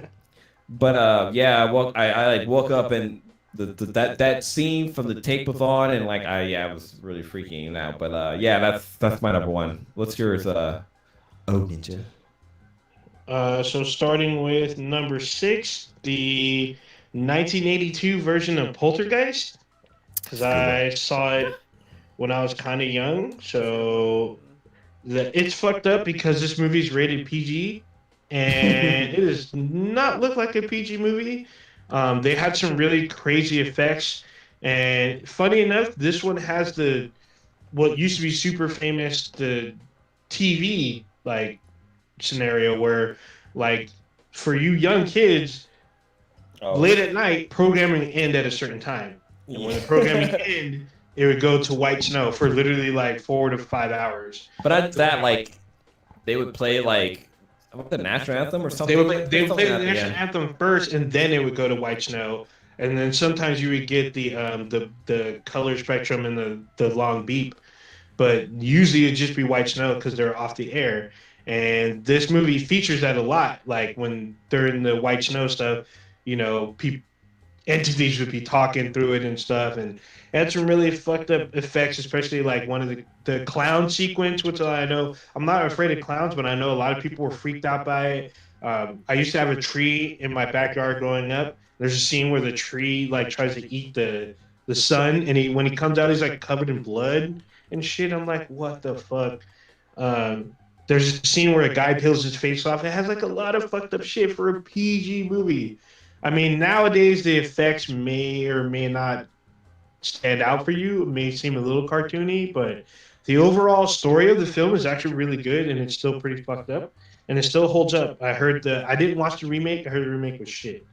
So yeah, I mean, honestly, so I just I mentioned it in the comments of the chat because Warrior Fellow was asking, you know, about this particular thing, and I was like, you know, I'm not into horror movies, you know, I'm not, but I used to kind of be, and I remember I watched Poltergeist, and Poltergeist was actually, it was back then when I was a kid, because it came out in like the 80s, yeah, like the late 80s, right? 2. Yeah, 82, you said? Yes, Oh, 1982. shit, Jesus Christ. Well, I definitely remember watching it, but not at 3 years old. So, Yeah, right. yeah. They do it, yeah, with like Nightmare on Elm Street. Like I remember watching these, but I'm pretty sure I wasn't at the age that they came out. Because I probably watched them on like HBO, or like somebody had like a VHS of it. For everybody that's young out there, I mean, video home system, I believe. Yeah, I believe, yes. I think you're right. Yeah, it's also kind of because the film is notorious for having like an urban legend surrounding it. Because like the main star, the young girl, like Carrie Ann, she died, and like there's accidents to some of the other people on the film. The older daughter got caught up in some weird kidnapping and Then like the situation or whatnot. So the old guy, the old like preacher guy, whatever, he died from cancer. Like he only did that movie, and then all of a sudden, like he died. I don't think there's a preacher in the first one. I think he's But in not the the- second and third one. Was he in the second one? Yeah, Okay, maybe what? there's a preacher one, but I mean, there's a lot of you can look it up, but there's a lot of urban legend stuff about this movie. The movie came out kind of messed up. I mean, not messed up, but it messed me up a little bit because I was like, "What the fuck is happening?" And I've seen it multiple times, which is even more fucked up. Yeah, I watched it more than a few times. And it's, yeah, especially when you're young, like it's all fucked up. You're gonna get scared that you're gonna get fucking sucked in the goddamn TV, and then Or get eaten by a tree, or get choked out by a fucking clown, or being having your house built on some fucking native burial ground. oh my god, yeah. The movie's fucked up, and it's still. I mean, there's a legit story with this. Yeah. Oh, you're breaking. 5% of the horror movies that have been made since. My number 5 was the 1984 version of Nightmare on Elm Street. Even though I saw this, It's on HBO Max now. yeah, but I saw this out of order. Like my first Nightmare on Elm Street film I saw was part 3. Then I saw part 2, then 1, then 4. But the first one, to me, was like way more compelling because it shows the impediments Freddy Krueger as like a boogeyman, like a legit boogeyman. Like for most of the film, you don't see his face. You only see like slight like shadowing and like small lights on him. He had that fucked up ass voice, and he was just murdering people like in a super fucked up way. I mean, imagine getting killed by your waterbed. Like, what the fuck? Like, in the film, the movie sucks up Johnny Depp and then spits him out all over his fucking ceiling. It's pretty disgusting as far, but you know, it's funny. You said imagine getting killed by your waterbeds. Now I'm looking up that waterbed deaths. Pretty sure it's happening. And yes, there was at least 6 to 8 people that have died from the waterbeds. Are you serious? Yeah. I had a waterbed growing up. Yeah, it's a pretty fucked up film. It solidifies to the boogeyman in your dreams. More than that. Holy shit! Have a lot of people drowned in their waterbeds? I wouldn't be surprised. I mean, it's a lot of water. But I mean, getting shat out where you're just all blood. Yeah, it's a classic film. It holds up to this day.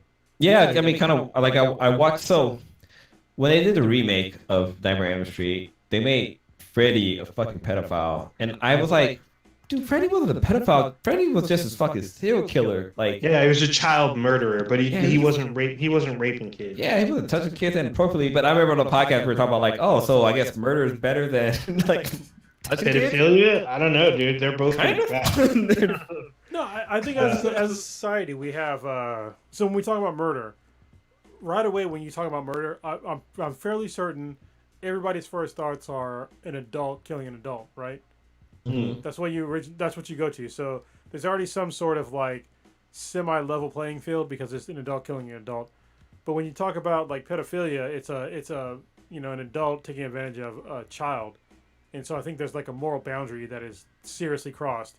When you talk about an adult doing anything non-consensual to a child. So I think that's the main thing when we talk about, is murder worse or better than pedophilia? So that, to me anyway, that's where the line is drawn. Is because adult to adult, there's at least some sort of level there, but adult with a child, there's no level. Like obviously there's an offset. So yeah, my thoughts. Yeah, I think it's a weird thing. Like, yeah, I'm trying to not trying to compare like evil vices to each other, or just evil atrocities from one human to another, but still, they're both foul in my book. They are. But one though is obviously with our society, one is more foul than others.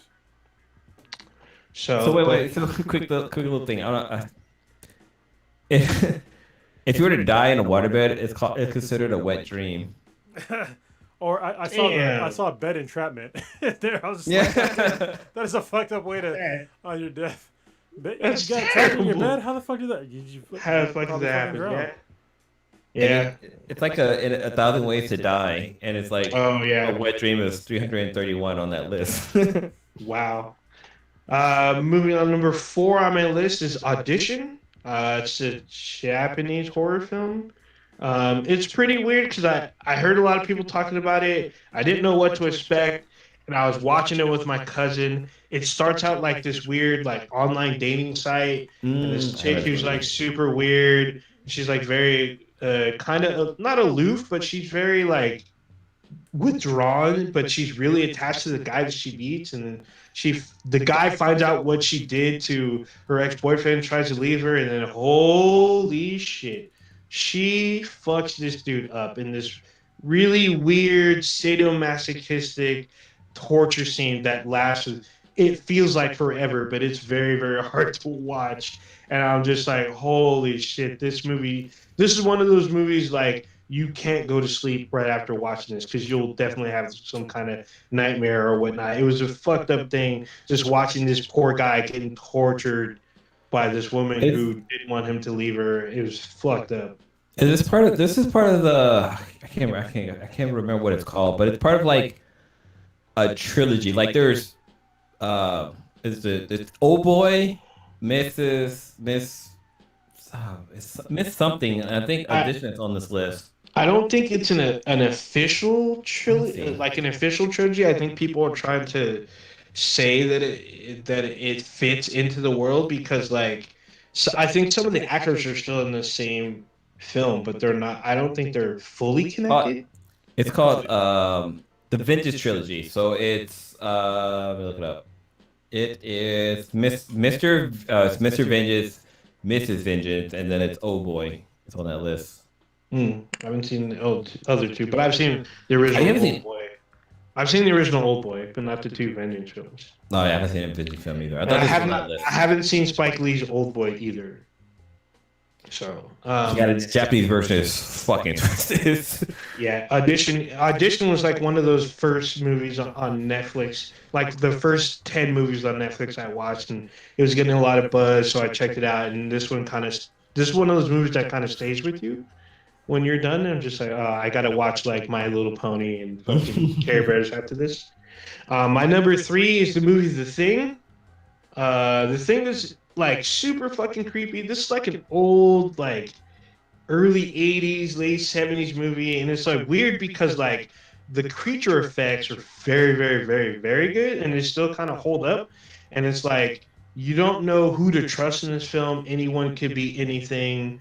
When you see people die, it does these weird amalgamations of the human body. It literally turns limbs into creatures, and it's a fucked up ass thing because like you're trapped in a blizzard in like Antarctica or the Arctic, and you're trapped in this like facility that's like breaking down, and there's nowhere to go. And like John Carpenter, he did this remake, and it's really well done. I know they've been trying to do sequels. They don't. I mean, the prequel sequel doesn't really live up to the original. This is the movie that kind of stays with you, especially like when you see a grown man's head turn into a spider and run away. You'll probably have nightmares from just watching just that scene. There's other atrocities that they do to the human body that will probably fuck you up. It's really good, even though I highly recommend it. I've seen this movie a bunch of times as well. I guess the only official sequel is the PC game called The Thing. I actually have it. I haven't beat it yet, but apparently that's the sanctioned sequel. I guess John Carpenter put off his official seal. I actually have it around here somewhere. So maybe one day I'll be able to try to twitch it out or something.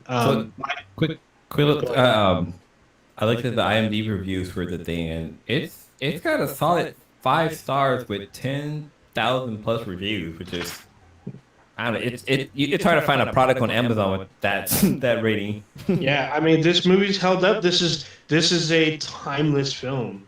Like, what's happening in the Arctic is still kind of like there. Like, nobody really lives there. People just visit. Mostly it's scientists that are there, and that's what's there in the film. Scientists trying to do a study, and all of a sudden they come across some kind of otherworldly creature that begins to mimic them and then slowly take them apart. It's pretty fucked up.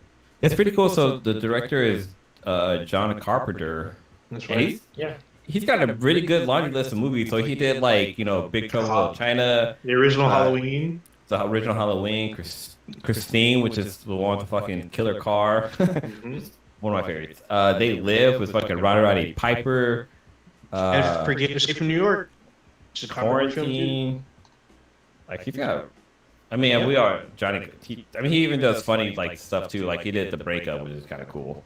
Yeah, correct. He's also an accomplished like musician, and he did the original soundtrack to Halloween. That theme is by him. He So did he's the very Lost talented. Boys, and it's pretty interesting. So if you listen to the audiobooks for, or if you read the audiobooks for Ready Player One, he's mentioned in there.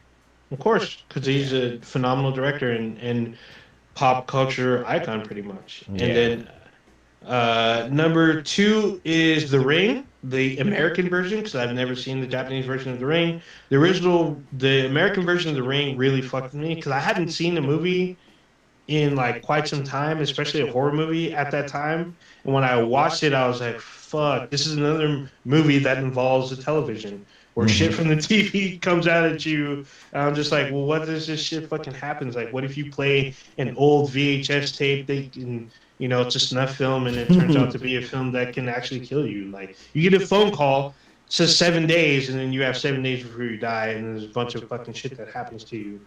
It's just if I got a phone call that said 7 days, I'd be like, yeah, that's next week. Click. Yeah, this was probably the last horror movie that really fucked with me because I had when I came home after watching it from the theater, I turned on all the lights, Yeah. made sure like I thought I was for Paranormal Activity because I live by myself.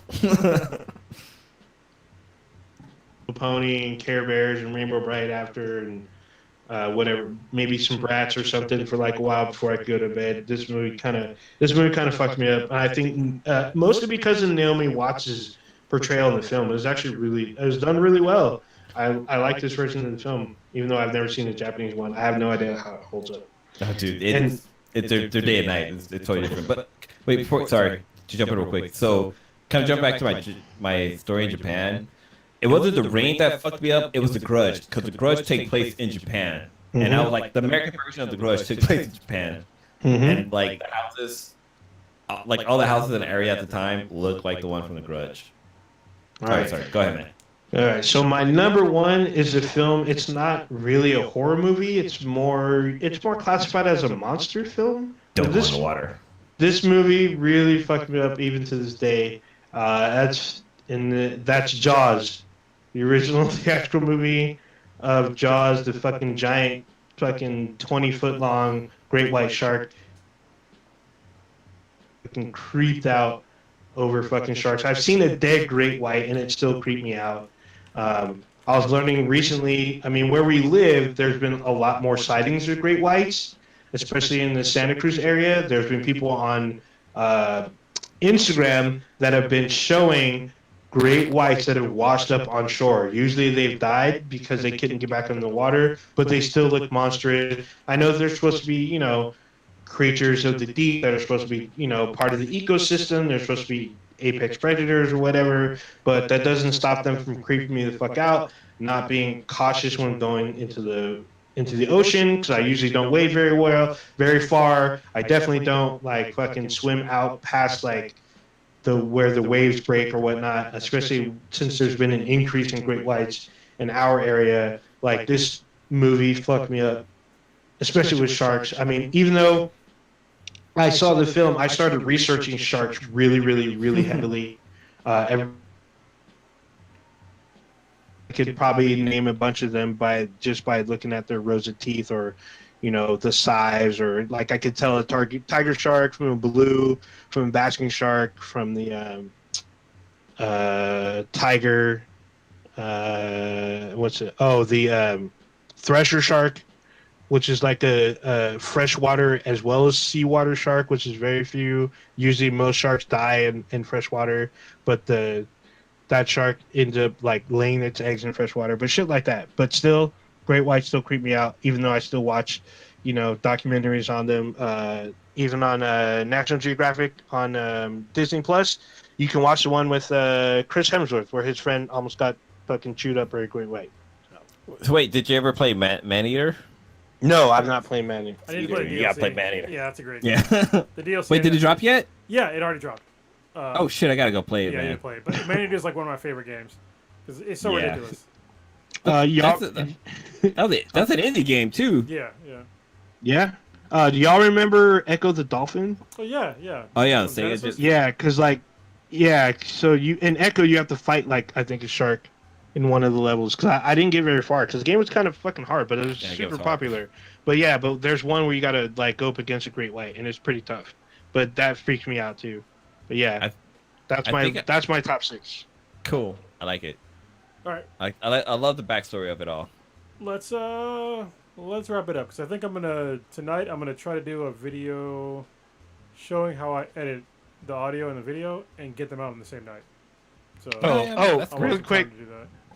really quick before we move on, Cronus, you're talking to Warrior Fella about Freaky, the latest like kind of horror comedy that came out last year. I've seen it. That's funny. I'm gonna say this. There's kind of a what's it?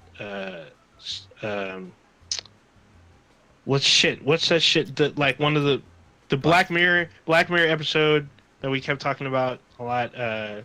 Striking Vipers. There's kind of like a Striking Vipers like incident in the movie. It's pretty funny, Alright. but Might check it out. just to, yeah, just to just to let you know. But I mean, I still think it was a great film because it's a pretty good horror comedy. So It's a nice little. two dudes are fucking definitely in the show. Okay, that's where we're going with this. Apparently, You have to watch the film to see what happens. I don't, but okay. Well, to All see right. what happens, you don't have to watch the book. But... All right, Cross, what you got populating this weekend until the next podcast? Honestly, What's happening past? what's popping right now is that I'm realizing that since I have ended my sobriety, that my stress levels have skyrocketed, according to my Garmin watch thing. So, yeah, I'm going to pay more attention to my alcohol consumption and try and find a happy medium. I already understand that because, I went off caffeine and everything for Sober October. The first day I actually started using caffeine again, I immediately PR, which is personal record for my Peloton bike. Like I beat my old record by at least 10 watts or something like that, and which is significant because I push it hard for my body on the bike, and so I need to better recognize and appreciate what drugs of any kind do to my body. So. Maybe going forward, I might drink less or just be more aware of how much it affects my body. So we'll see how it's gonna work out going forward. But that was definitely a thing. I was looking at my body battery, which is a thing on Garmin where it tells you what your general energy level should be throughout the day, and then my stress levels, those have gone up by a significant amount over just the past 3 days, just from drinking and having caffeine again. So yeah, this is just a personal story that I'm saying for everybody else out there, consume it as you will. Drugs affect your body. So I think that people should be more aware of how they affect your body, and are you comfortable in the way that they affect your body. Me right now, I don't know if I'm comfortable with the way that they affect my body. So we'll see where I'm going to go with that going forward. I love drinking. I like other things as well, like caffeine and things between the lines. But yeah, I think I should just be more aware of how they affect my body going forward. Other than that, I'm looking forward to seeing my brother later on this month. Same thing with Prodigy. We're probably gonna do a podcast. Actually, no. Actually, yeah, maybe yes. Me and Prodigy will do a podcast later on this month. Because I'm going down in the San Diego area for Thanksgiving. I'm leaving on Wednesday, so we're probably not going to have a podcast on that Wednesday. We'll have to figure it out. I'll be remote again, but I'll just be in a different area. But if we get to see them again, yeah, I'm looking forward to that shit. And he's going to have, Prodigy might have maybe have an announcement on his next podcast. I hope he does. And then we'll have to have a conversation live about his announcement. So my intro was going to be a whole lot different if Prodigy was on this podcast, but I get to save it for next week. Yeah. I'm happy, but also I'm going to be kind of an outcast, I guess. No, they're still old ninja. No. Well, but old ninja's not. Well, we'll talk about it when when party Yeah. decides to talk about it. So Yeah. Mhm. Oninja, what you got populating, crackulating, bababooing this week? Or what do you want to talk about last week? What's on your mind? Uh, What's on your mind, so dog? Let me know. really quick, the movie Jaws is PG. Is it really? Oh, shit. That's old Jaws school is PG. PG. Yeah. Yeah, Jaws is Hella blood. PG, and all three of its sequels are PG. Oh no, I'm sorry. Jaws: The Revenge is PG-13. All the other ones are PG. Holy shit! What a time to fuck people up. So I'm not doing a whole lot. I started watching Star Trek Prodigy, and only one episode's been out. I wanted to talk about it this week, but I'm gonna wait I gotta check it until out. Yeah, I'll watch it. I'm gonna watch the second episode to get a better feel of it. Right now, I'm liking it so far. Right now, even though it's supposed to be like a Nick Jr. or a Nickelodeon type show, but it doesn't feel like it. So, but I want to watch more. I didn't get a chance to talk about Young Justice because I'm watching that right now, season Same 4. here. So me and Blue will probably talk about it next week because there's some. I don't know if you watched the most current episode, Blue. I the last one I saw was I saw it like last week. So if there's one that dropped between like last podcast and today's podcast, I haven't seen it yet. No, there's the new one drops tonight at like midnight. When did they drop? Oh, okay. I was gonna They say, drop when did it every drop? 'Cause Thursday. it's- Every Thursday's a new Okay. episode. Yeah, because like the previous seasons, it's been like a smorgasbord. You can binge watch them, but like, I think this season No, yeah, they're doing one at a they're every time. week. Yeah, so two, then one, then two. It was super weird. This one they're doing like one a week. So I'm checking out. So Star Trek Prodigy season 4 of Young Justice. Been trying to get Prodigy and actually the rest of you guys to get Back for Blood because it's a spectacular game. It's a lot of fun. I'm still playing it. I haven't even beat the game because I keep going back and helping people who just got the game, going back to the beginning, helping them because it helps me out because I get stuff. I get to get like unlocks and shit. So it's been Wait, is fun. it on Xbox? It's a cross-platform game, so it doesn't matter what you get Okay. on. So So I don't have a Xbox. I can't play it. no, you can play it. You can play it on any platform except for the Switch. I was gonna say. Yeah, I've been playing. Oh, I went back to No Man's Sky because they have an expedition. There's still 4 weeks left to finish it if you haven't had a chance. But I've been going back and kind of working on my original save for the game. There's a lot of changes. It's a lot cleaner. It feels like a more complete game after like its initial release, even though it took them a couple of years. But it's still fun. It's still great. Unlike Anthem, they dropped the ball on that and never came back to it. But at least with No Man's Sky, they keep adding stuff to it. I just built my first mech yesterday, so I have a fucking mech in the game just running through. It's pretty awesome. I'm reading my Star Wars books. I'm trying to finish them. I'm close to finishing my last one before the new books drop early next year. I think the first new set of books is in January. So I'm reading one of the High Republic books, one of the last ones in order. So that's been kind of about it. All right, Yeah. cool. Speaking of books, so I finally finished listening to Sandman Act 1. Great book. Goddamn. It's the production value on that book. I talked about it last podcast, but the production value on that book is top notch. Like, holy shit. I never felt like I was listening to a book. I felt like I was listening to a fucking movie, basically, or not a movie, more of a more of a TV series because there's different acts, there's different stories going around. It's not like a continuous movie going on, but everything kind of fucking ties together and it all kind of makes sense at the end. So I know that Cronus listened to this and you're listening to this, but this is the only or one of the very, very, very few audiobooks that I actually saw a TV commercial for. They had this on like ESPN and a couple other stations about the Audible, the Sandman coming in, and like the new chapter. I was like, what the fuck about this? They put in money for this shit. Yeah, I've seen that commercial. There's only one other one that I can think of, and it was another fantastic audiobook was the Stanley Trick of Lights, I think it was called. Oh, that's the one we saw. We saw the beginning at WonderCon. Yeah, we and- did that little maze. Yeah. Yeah. And it was a really good book as well. Okay. But yeah, so I just purchased book 2 or Act 2. So I'm gonna have you finished Act 2 yet? Of course. Okay, yeah. So I'm starting to listen to Act 2, and I don't know, just Stamets. I like the whole like lore that like there's these what are they called, like deathless people, like the Sandman is like people who live on forever, and they're just out there like doing their job, and like their whole purpose for living is to be there for humanity.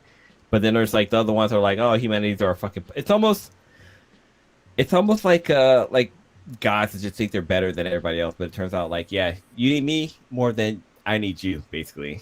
But it's just a fun story, and like I like the little because it's made by DC, so there's like they talk about like Superman and like John Jones is in it. Constantine makes an appearance. He makes a quick reference to like Swamp Thing, which is kind of funny. But I don't know. Overall, it was a pretty good series. But and at first I was like, okay, this is kind of going here and there. But then at the end, it all kind of fucking tied together. But I thought it was cool. I'm still playing Kona. Kana? Kana. Bridge of Spirits. Yeah, I haven't played it in a couple of days. I can't remember how to pronounce the name. But yeah, I want to continue playing that. But one of the big things I'm trying to get back into cycling, like bike riding, and I started. So there's this company called Zwift with a Z. Yeah, And ZWIFT, right? Something like that. Yeah, and it's kind of cool. They basically make a game that you can hook up like your bike's power meters and stuff too, so you can like actually pedal in a virtual world. Well, Blue, do you have a power meter for your bike? I have a speed sensor and a cadence meter on there, and also a heart monitor. But no, that's okay. So no power meter yet. So No, I don't have a power meter. That shit's expensive for one of those. If you want to get into the power meter thing, just buy. You can get ones that are just like on one pedal. That makes it more reasonable. Yeah. So yeah. So I could have went that route, but I basically bought them all separate. But it's all by the same company that I purchased it from. So it still does everything, except the power meters are all an all-in-one type of deal. No, that's all good. I mean, like, because for me, obviously, the Peloton bike has a power meter, and like, when you do like power zone training, it's like super important. When I'm gonna buy a bike, hopefully early next year, and I need a power meter on the bike. So I need to know like where my how much output I should be putting out. So yeah, like what's kind of cool is that the Swift, they like take everything together and they'll give you like your wattage and all this different thing. But the whole cool thing about it is that like you're able to paddle in a virtual world. And right now I'm still trying to dial it in because I feel like I'm, because usually I can do about 12 miles an hour, but in the game I can do like, I don't know, maybe 8 miles in an hour, which isn't that great considering, like, I don't know, I used to do it a lot when I was like a couple of years ago. Yeah, but I show real quick. So I have my bike and stuff here. You should probably be able to do way more than that. So when you're on a physical bike, there's resistance from the air. So if you're a trainer, you should be able to put out way more wattage. Well, so I'm not a trainer. I'm actually I'm on a roller. Yeah, but the roller it's a trainer. It's yeah, but so it's really I don't like the whole physics with the roller is just fucking mind-boggling, because how can you ride a bike stationary and still stay upright? I mean, I know there's like inertia and stuff like that. That's like the reason why you stay upright. But like, just look, if you walked in and saw somebody riding a bike, like, how that guy fucking standing up, like, and not moving anywhere.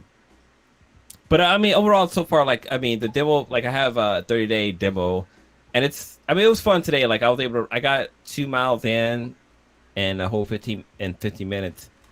But what's cool is that you can like ride with friends, you can chat with people.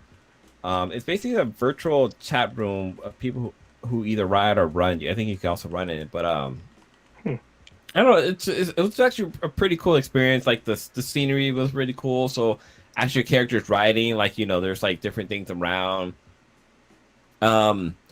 So I think one of the things that's interesting is that the reason why I see like a difference between like what I think I'm paddling versus the virtual world is that the virtual world kind of compensates. So even though I'm riding on a flat surface, if I'm going uphill, it kind of compensates for my speed. So even though I could be going like 11 miles an hour, since I'm going uphill, it's more like I'm going like five.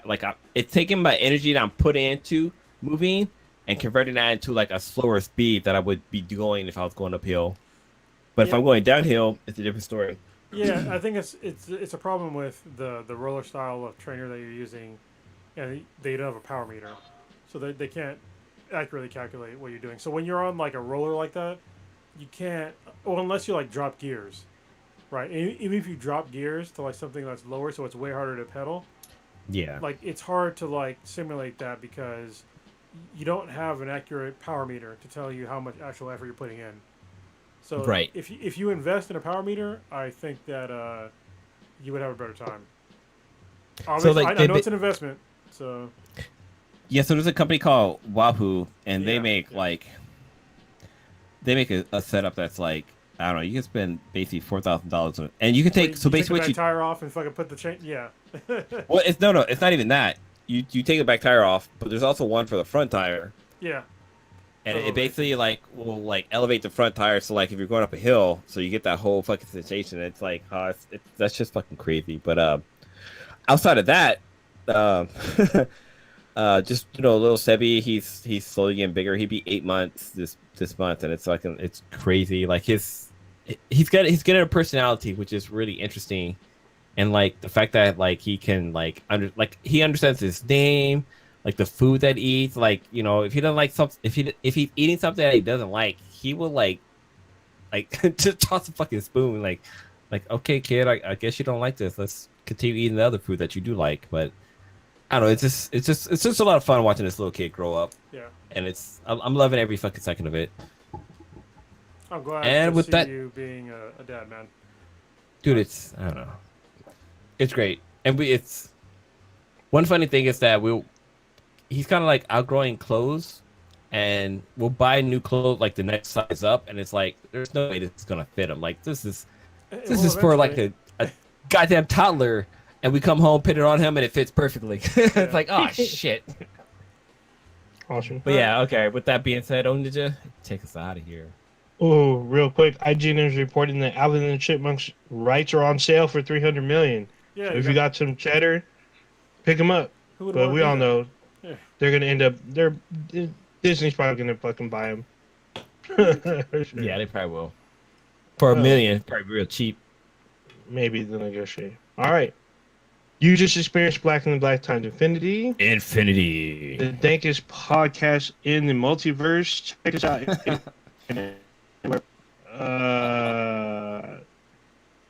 You done broke I up just there, showed it man. out.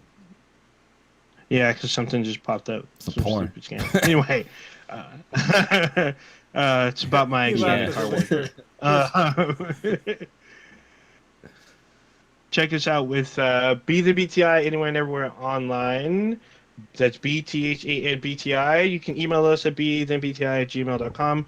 We have a Discord. You can let us know you want to join by email us and giving us a shout out. Check out our official website, binheadproductions.com/bethenbti. Am I still even on here? You're still reading. All right. So Okay. we're out this bitch. Peace.